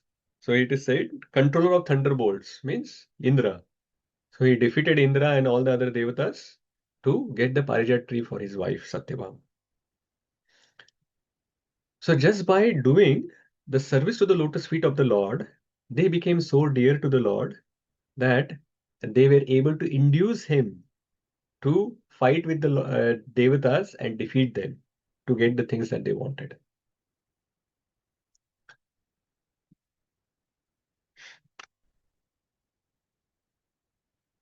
Next verse, 38. Hey Krishna Prabhu. The great heroes of the Yadu dynasty, being protected by the arms of Lord Sri Krishna, always remained fearless in every respect, and therefore their feet trample over the Sudharma assembly house, which the best demigods deserved, but which was taken away from them. Yeah. Here we are going to see about this fearlessness that we talked about a little bit earlier. So in the 38th verse, it is talked about Sudharma hall again. So actually the Sudharma hall is the assembly hall for the devatas in the Swargaloka. But that assembly hall was taken away from the devatas and brought to Dvārakā. And it was made as an assembly hall in Dvārakā for Lord Shri Krishna. And why Yadus could do this? Because they were fearless. And that fearlessness came from the protection of the Lord. The assembly house actually represents the state. It actually represents the dignity and everything of the state. So obviously, taking away the Sudharma hall from the devatas would have been very difficult, because the devatas would be fighting fully. Because how can they take away their main hall? Like it is like a parliament is taken away by someone else, and it will be so shameful, right, for the country, that your main place is taken away by someone. So Yadus were able to do that from the devatas. They took away the Sudharma hall from them and brought it for Krishna, because from the devotee's perspective, the best thing should be offered to the Supreme Lord. So they thought that, oh, this hall is the best, so this should be actually given to the Supreme Lord in Dvārakā. So they just got it there. They just lifted the hall and brought it here to Dvārakā and offered it to the Supreme Lord. They were able to do that because they were fearless. And that fearlessness came from the protection the Lord was offering to them. Let us read this second paragraph. Very beautifully written about how we can become fearless from our fearfulness. Who's next to read? From there, Prabhuji, a forgetful. Yeah, correct. A forgetful conditioned soul is fearful, but a liberated soul is never fearful. Just as small child completely dependent on the mercy of his father is never fearful of anyone. Fearfulness is sort of illusion for the living being when he is slumber and forgetting his eternal relation with the Lord. Since the living being is never to die by his constitution, as stated in Bhagavad Gita 2.20, then what is the cause of fearfulness? A person may be fearful of a tiger in a dream, but another man who is awake by his side sees no tiger there. The tiger is a myth for both of them, namely the person dreaming and the person awake, because actually there is no tiger. But the man forgetful of his awakened life is fearful, whereas the man who has not forgotten his position is not at all fearful. Thus the members of Yadu dynasty were fully awake in their service to the Lord, and therefore there was no tiger for them to be afraid of at any time. Even if there were a real tiger, the Lord was there to protect them. Thank you, Professor. Amazing, isn't it? How beautifully it is written. Like the person who's sleeping, who is seeing this dream that the tiger is chasing him, and that's why he's fearful. But because he's in ignorance, he's sleeping. That is why he's thinking that the tiger is chasing. But the person who is awake, he's seeing that there is no tiger. So the self-realized person, the pure devotee of the Lord, they understand what is the real situation. This body is temporary, and the soul, spirit soul, is eternal. So the fear of this tiger of death is actually not correct, because a tiger doesn't exist. For the soul, death doesn't exist. The only problem is that the forgetful person, he doesn't understand the tiger doesn't exist there. But the person who is awakened, he self-realized, he understands that for the soul, there is no death. His service to the Supreme Lord is going to continue in this life or the next life, in this world or the next world. In the lower planetary system, higher planetary system, or in the spiritual world, his service can continue. Neha Bikrama Nashosti Pratyavayona Vidyate. There is no Nash, there is no Pratyavaya for his devotional service. And that is the real wealth that we are carrying. So there is no fear that we should have. And the last line is quite interesting. Even if there was a real tiger, the devotees have this firm faith that the Lord will protect them from the real tiger. So even if there is some calamity that has to come into a devotee's life, they still take shelter of the Supreme Lord, thinking that the Lord is going to take care of it. Why we have to worry? And that is the sign that we could see of a pure devotee. And we have seen that repeatedly all these past times. Whenever devotee is in trouble, either in Vrindavan or in Dvārakā or Pandavas, whoever, wherever, they are doing one thing. They are taking shelter of the Supreme Lord. And the Lord is protecting them. And sometimes the Lord protects their body. Sometimes He doesn't protect their body. But He still protects their consciousness. He still protects the devotees. And from the devotee's perspective, this body is anyway temporary. So it is there or not there. The person is here or in the material world taking another birth, or in this going from material world to spiritual world. Their service is continuous. Ahaituki apratihata. There is no pratihata. It is apratihata. It is continuous. There are no obstacles. So that is the focus of the devotees. So that is why the devotees are fearless. The fearfulness is coming from the forgetfulness. But the liberated souls, it is mentioned here that a liberated soul is never fearful. Like the start of the paragraph, a forgetful conditioned soul is fearful. So if you are forgetful of the Supreme Lord, then we are fearful. But a liberated soul is never fearful, just as a small child completely dependent on the mercy of his parents. So if we have taken shelter of the Supreme Lord, our fearfulness will be gone away. And to the degree that we have taken shelter, to that degree, our fearfulness will go away. And to that degree, we will feel fearless. And of course, we all are practicing devotees. So that is why we should try to take more and more shelter when we feel more and more fearful, because that is the solution that is there. Okay? Okay. Hare Krishna, can I ask a question on this Yes, Mother. Prabhuji now? Go ahead. So, My question is, we should become fearless as we take more and more shelter of Lord. But we, like, as we are practicing devotees, we are always very fearful of change in our material circumstances. And if we fear that if something happens, we would not be able to do our chanting properly, like sadhana properly, that fear is okay, or we should? Um, why should we not be able to do, like, even if material circumstances change, we should have the firm determination that we will do our sadhana irrespective of that. So if we are in the on the hospital bed where we are unconscious or whatever, I can understand that we will not be able to do our sadhana properly.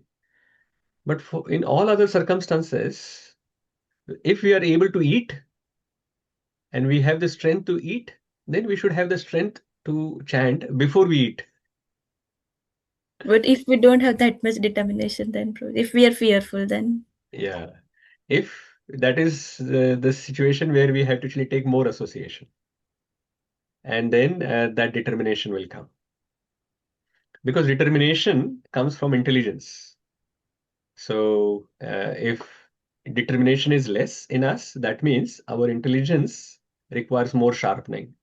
That can happen in the association of devotees. And in that association, we have to actually read and hear scriptures. And through the scriptures, our intelligence will get sharpened. Because then we will understand what is the priority in our life, in human life. And when we understand the priority, automatically we will give priority to our sadhana. When we have understood Krishna should be the first priority in our life. yes, Prabhuji. It's gap between knowledge and application. So Application, yes. And it is only possible, Mataji, that we actually see other devotees in association. We can see that other people going through difficulties in their life and how they have continued on the path of bhakti. And looking at those role models, those examples in the devotees around us, then we can actually get the strength. We'll say, "Arey, if he can do it, if she can do it, maybe I can also do it." And that role model, as well as sharpening of the intelligence through scriptures in the association of devotees, that will help us. yes, Prabhuji. Okay, Hare Krishna. fine. 39th verse. Now from 39th verse, Yudhiṣṭhira is inquiring about Arjuna's personal welfare. Let us look at now these questions from 39 to 44. There are more questions he's asking. And it is like a rapid fire. He's not even allowing Arjuna to answer them. He's just asking one question after another. Already he has asked so many questions about the welfare of the people around Krishna. So that was an indirect inquiry, many questions that he asked. Then he asked many questions about Krishna himself. Now Arjuna hasn't even started answering them, but he's asking him now further questions. And there is no answers in this chapter. The answers come in the next chapter. And as soon as they hear answer, they quit. They said, yes, this is it. That is why the next chapter, as we know, is the Pandavas retire timely. So they are going to retire in the next chapter. Okay, let us look at what kind of questions he is asking Arjuna. Now, these questions can teach us quite a lot. There are, in these questions, he's giving 10 reasons of dejection. So, what we should not be doing. And if we somehow or the other, if we do these activities, then there is a dejection in our life. We should be feeling ashamed and we should be dejected. So Yudhishthira Maharaj is observing that Arjuna is dejected and he is wanting to think that the main reason is not that Krishna is left, but some other activities would have happened. That is why Arjuna is dejected. So that is why he is asking those further questions to Arjuna. Let us look at what are these 10 reasons. Surananda Prabhu, first one, 39th verse. My brother Arjuna, please tell me whether your health is all right. you appear to have lost your bodily luster. Is this due to others disrespecting and neglecting you because of your long stay at Dvārakā? Hare Krishna. Very interesting question. First of all, the basic thing that could have happened is, oh, he's not feeling well. And because of the bodily problems, issues, health issues, he may be crying or whatever, he's feeling dejected, his head is low. Like if someone is very, has fever of the body, the fever just consumes all the energy, and then the person looking at that, they look like pale, and the bodily luster is gone when somebody is sick. So is that the reason? Is your health all right? So that is the first question he asked. Second one is, oh, because you're a guest in Dwarka and you overstayed there. So did somebody disrespect you or neglect you? That they started taking you for granted, and in that they have used some disrespectful words to you. And that is why you are feeling very dejected. Because for a respectable person, the insulting words, they are worse than death. So has somebody insulted you like that, disrespected and neglected you there? So that is what he has asked. First one. Then the next verse, there are few more reasons of dejection. 40th. Has someone addressed you with unfriendly words or threatened you? Could you not give charity to one who asked? Or could you not keep your promise to someone? Hare Krishna. Yeah, so further two reasons. So the unfriendly words was already covered earlier, but he has asked again. And he has added, has anyone threatened you? So because of the threat, you are feeling dejected? Or did you fail to give charity? That someone has asked charity to you as a Kshatriya. If someone asks charity, you have to give it. If you have the Lakshmi, you have to actually give. A Kshatriya cannot avoid giving charity. In also Vaishya as well. Kshatriya and Vaishyas, who, if they are asked for charity, they have to give. If they are having something which they are not, and still they are not giving, that's very shameful for them. And people will get dejected, will feel dejected that I could not do my duty. And the other question is here, or could you not keep your promise to someone? That if you have given your word, you have to fulfill those words. It should not be the situation that you have to write it down, create a contract and sign it under, and then still people don't fulfill the commitments in the contract.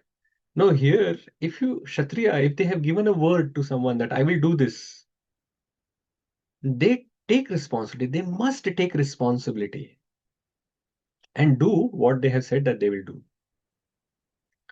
But in some situation, if for whatever reason, if you are not able to fulfill the promise that you have given, then the Kshatriyas will feel very dejected. So Srila Prabhupada is giving the purport on this about how it is the duty of a Kshatriya to give charity. And if there is a discrepancy, if they are not able to give charity, then they feel sorry because of this discrepancy. And similarly, if someone gives the promise to give charity and not able to fulfill it, then also they feel dejected. And then because they haven't fulfilled those promises or give charity, people may criticize them. And because of the criticism as well, they will feel dejected. So all of those things in the verse that Srila Prabhupada has talked about. 41st verse. Further reasons of dejection. Sadashiv Prabhu. Yeah. You are always the protector of the deserving living beings, such as Brahmanas, children, cows, women, and the deceased. Could you not give them protection when they approached you for shelter? Hare Krishna. So Kshatriya, the word itself means that one who protects from harm. Right? We have seen in Bhagavad Gita, it was mentioned the definition of Kshatriya. Kshatriya is the one who protects others from harm. And especially the people who are deserving protection, such as Brahmanas, children, cows, women, and the deceased. They must be protected because they are weaker. And children, cows, women, and the deceased. And of course, the Brahmanas, because they are they give the knowledge to Kshatriyas and other Varnas. So they need to be protected as well. So the Brahmanas, who were always engaged in researching knowledge for the society's welfare work, both materially and spiritually, deserve the protection.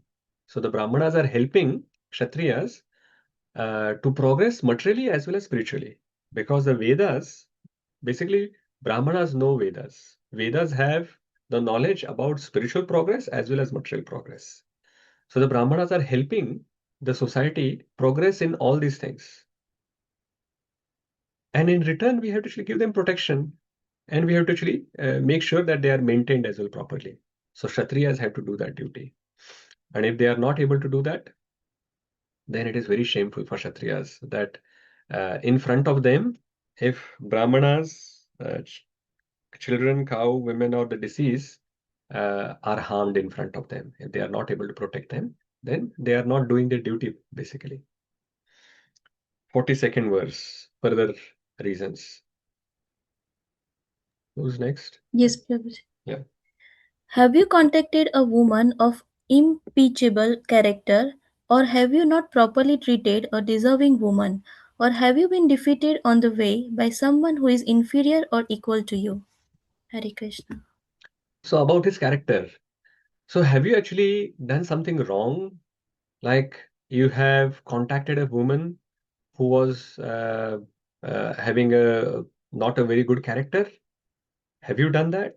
Or have you not respected a woman who was having a good character, deserving woman? Or did you get by chance defeated by someone who was inferior to you or equal to you?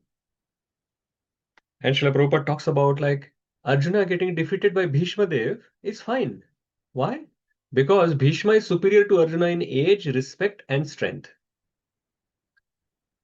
So when Bhishma defeated Arjuna in that war, and then Krishna had to actually lift a chariot wheel to protect Arjuna, that is okay for Arjuna because Bhishma is superior.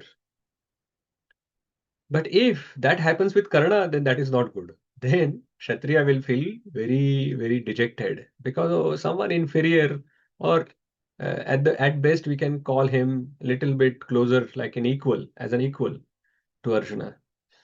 But a defeat from them is very difficult to digest for the Kshatriya. So is that the reason why you are dejected? 43rd verse.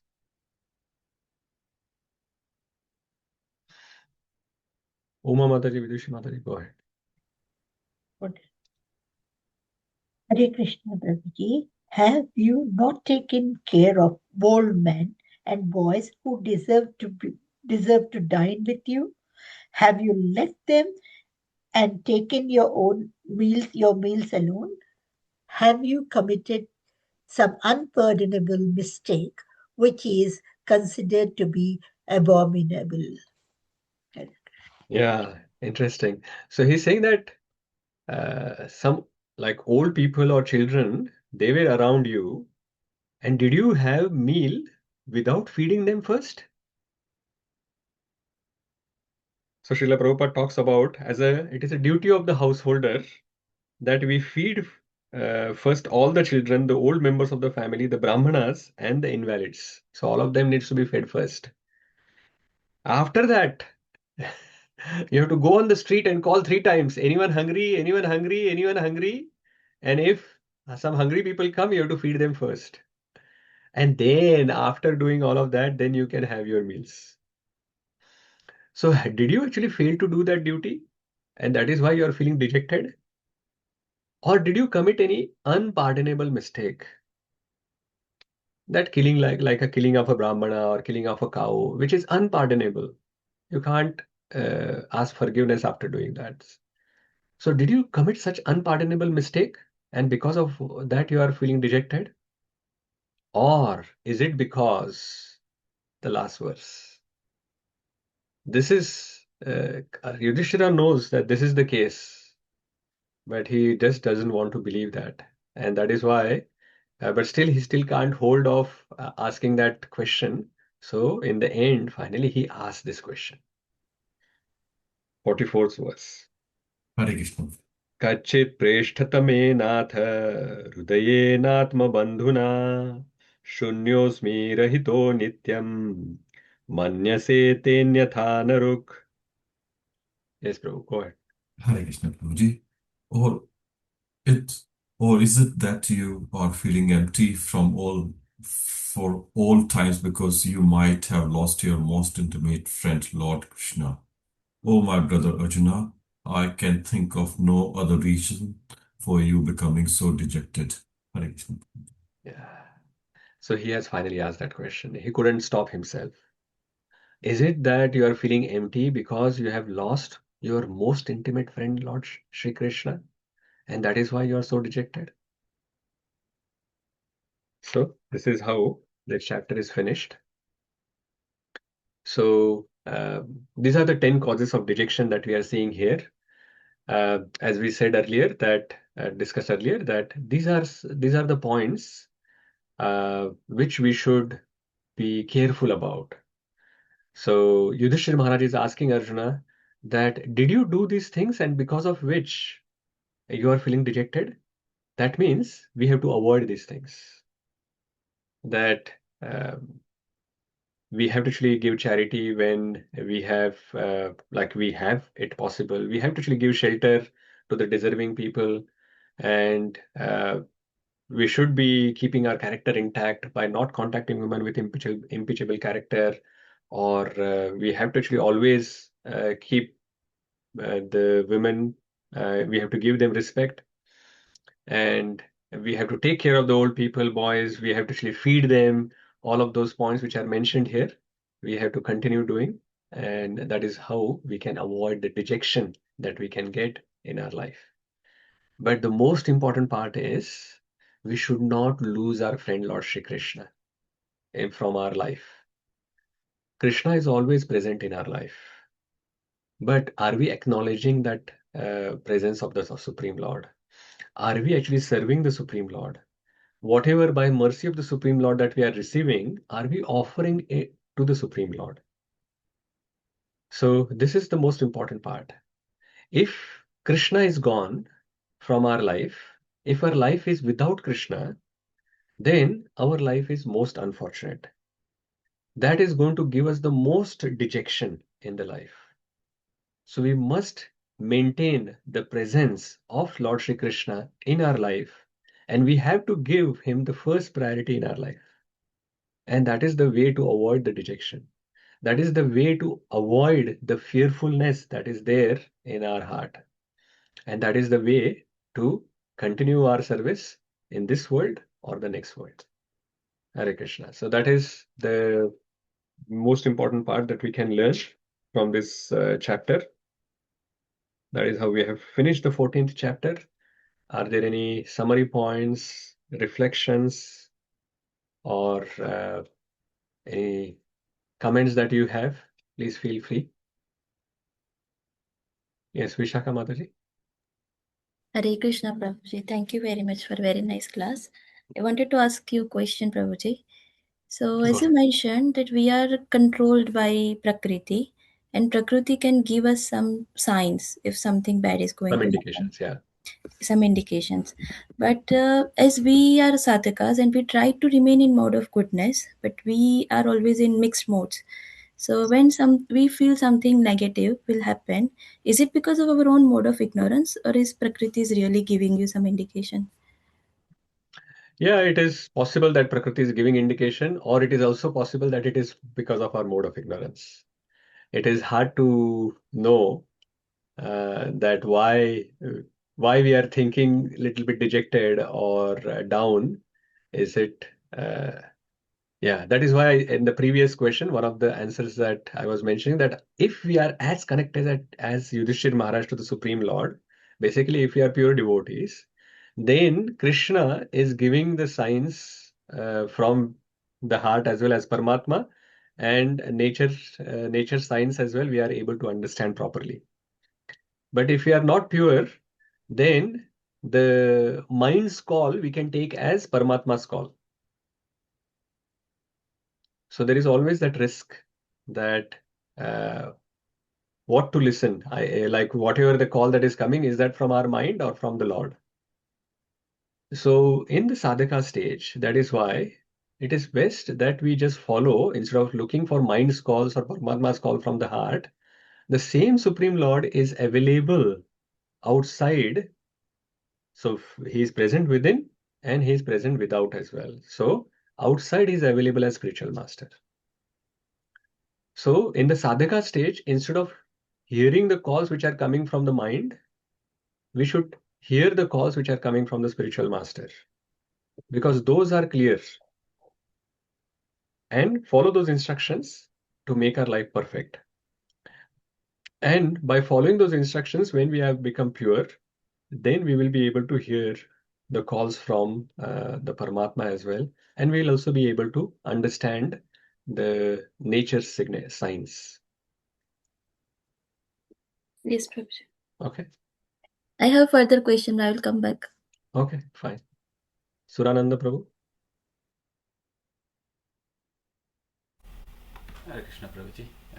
Nice class again. Prabhuji, my takeaway today is how to overcome fear. So, most of the people has fear that death is the most fearful thing, and we need to understand by following the devotees that so the the death is happening only to the body, not for the soul. Soul is always eternal, and our duty is to serve the Lord. We have to serve the Lord in this material world, as well as we'll be doing the same after that death in the next world. Thank you. Yeah, nice, Prabhuji. Thank you. Shama Kumari Mataji. Hare Krishna, Prabhuji.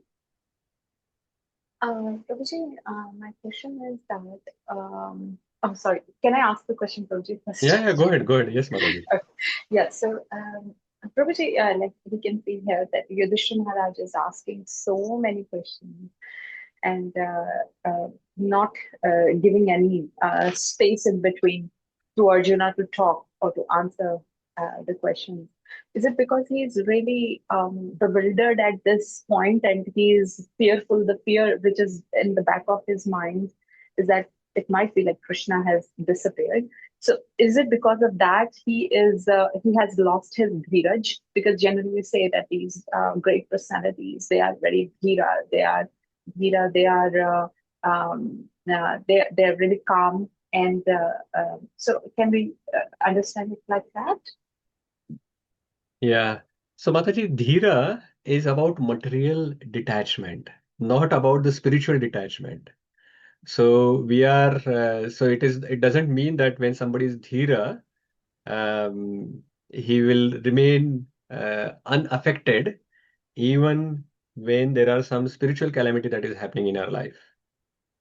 So in Yudhishthira Maharaj's life, now there is a big calamity that is happening, which is spiritual, that he's going to lose the association of the Supreme Lord.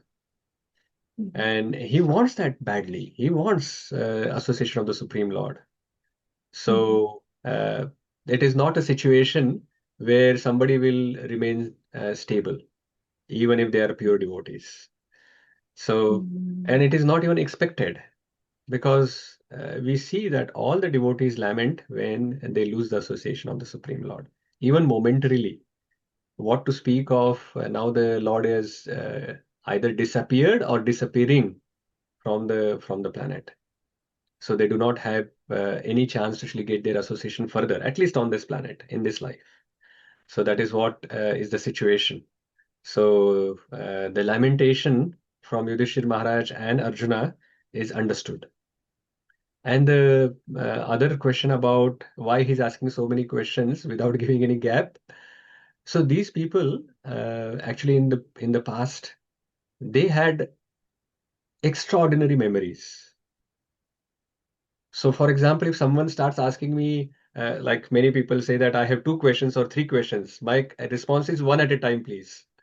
It is not because um, I want only take one question, because I can't remember. If you ask me 3 questions, after the third question, I will only remember the last question. I would have forgotten the first 2 questions.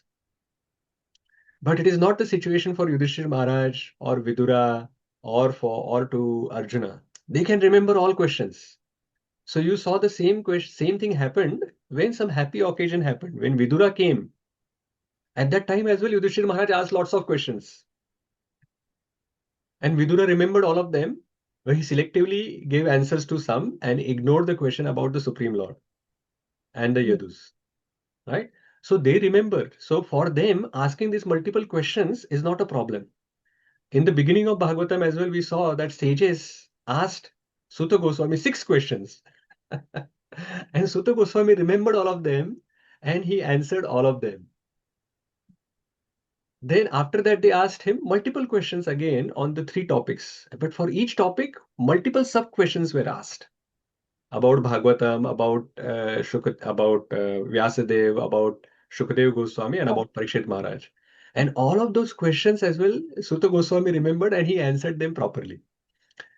So for them, it is normal to ask all the questions first, one after another, and then wait for the answer. So these are all the topics I want to know. Now you answer. Okay. Yeah. And it is also Wow. possible. I can't speculate about whether Yudhishthira Maharaj was very bewildered because of this, and that is why he is asking so many questions. But what I'm seeing in the scriptures is that these people have incredible memory, and even if they have asked 100 questions, they will remember all 100 questions and they will answer it one after another. So it is normal for them to ask all like various questions at the same time. Wow. Unlike in Kali Yuga. Yes, Prabhuji. We sometimes learn the answer, give the test, and still we forget what did we write. It's gone. Yes, Prabhuji. Yeah, Thank you so much. Kali Yuga is so special that we have hardly any memory. Oh, Krishna. But Thank at you so least a much. good thing is that Krishna is present through the holy name, and we remember that holy name. If we forget everything else and remember the holy name, our life is successful. Thank you, Mataji. Thank you. Hare Krishna. Hello. Bharadwaj Rishi Prabhu. Hare Krishna, Prabhuji. Prabhuji, like when you said, like, you're asking us to ask 3 questions in separate times, I thought, like, that was a strategy so that after first question we forget the next questions. That's also a good point, Prabhuji, because just like the memory is not good for me, I'm hoping the same would be for the questions, the people who are asking questions. Yes, No, yes. I want to make sure that you remember the question and ask me one after another. Just Or at least if you do not have time, then afterwards. Yes, Prabhuji. Prabhuji, I have a question. Yeah. So Prabhuji, now we are, reading about all these bad omens that are showing up. That Lord has actually disappeared, but we always see Lord, like, in the deity form, and Lord is there in every atom. Like, Lord's presence is not. I mean, without Lord's presence, nothing exists actually. So, and then we also learn that Lord never leaves Vrindavan. So in that way, like, He's always there in the hearts of the devotees wherever they are. And then Pandavas being the devotees themselves. So how can we reconcile that Lord actually has left, and these omens suddenly coming up? Yeah. So as I think I answered this earlier, Lord is physically, personally present in his original form. So Lord is present in different forms. Like as a Paramatma is a form. Archa Vigraha is another form. But Lord, the Supreme Personality of Godhead, Lord Shri Krishna, appeared personally and was performing pastimes with the footprints. Like the deities are there, but are they putting some footprints on the earthly planet? They do sometimes for special devotees, but ordinarily that is not the case. Actually, Archa Vigraha, like all the incarnations or the different forms in which the Lord appears, they appear for a specific purpose.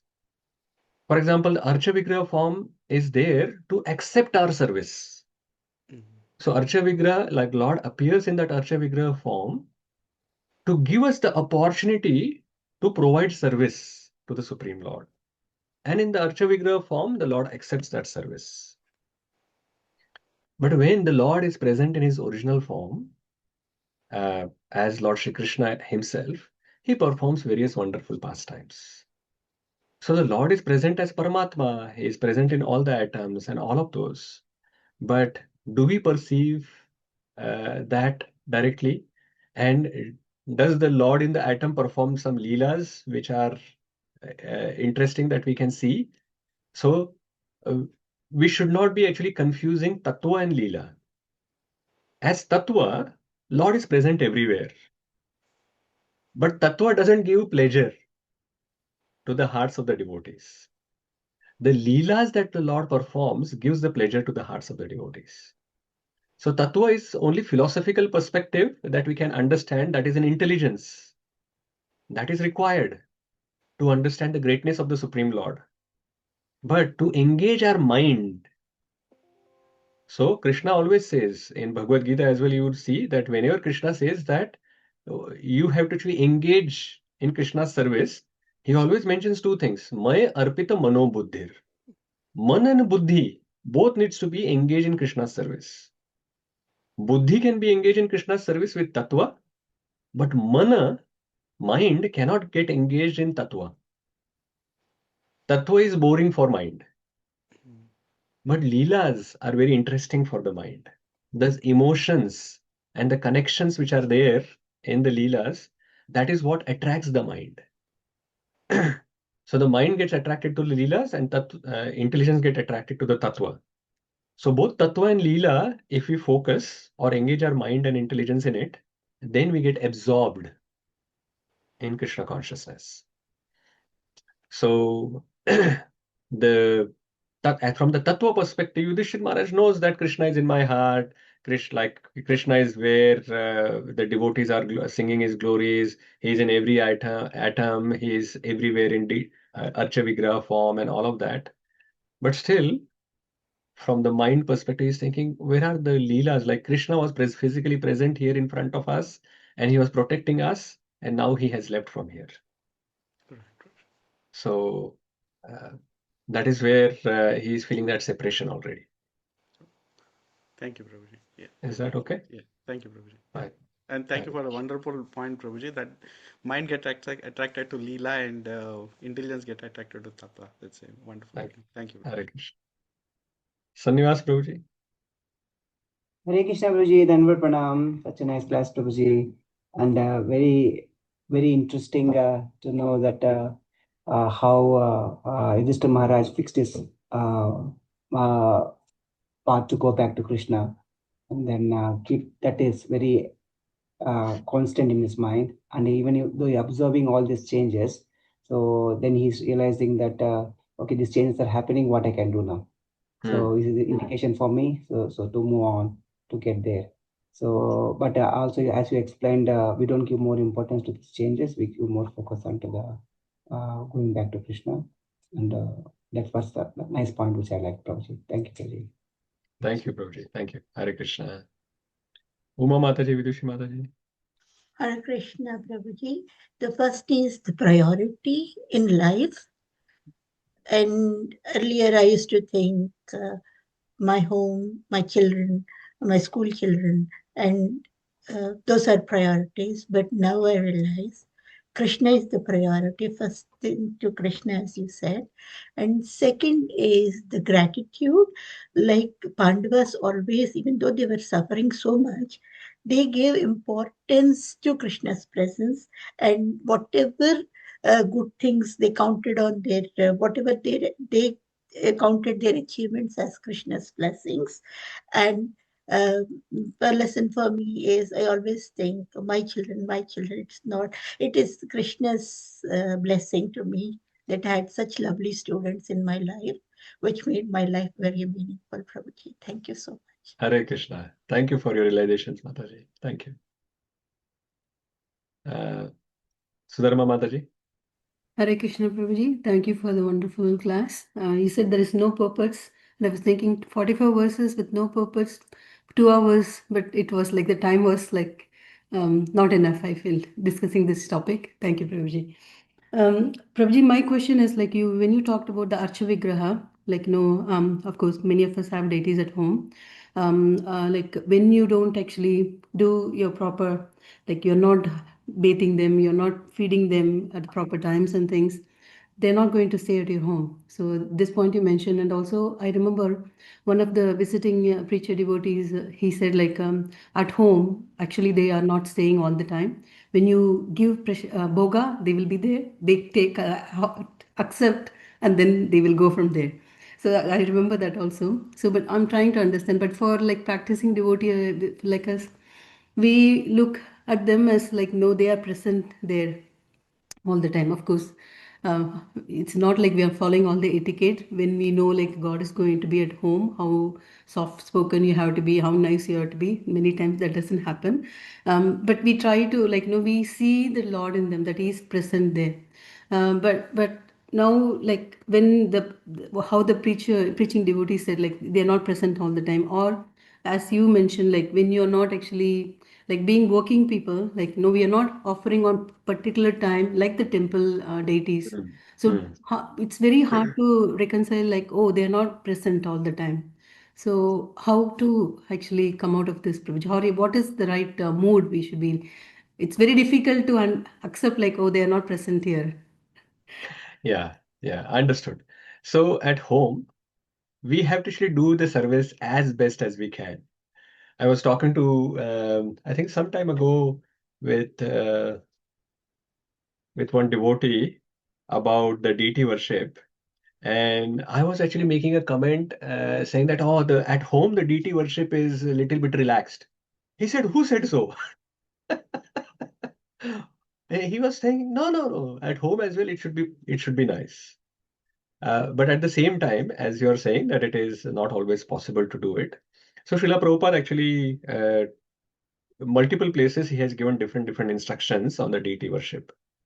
So the most important concept that he has actually mentioned is that the home deities are the extension of our main deities, which we are serving at the temple.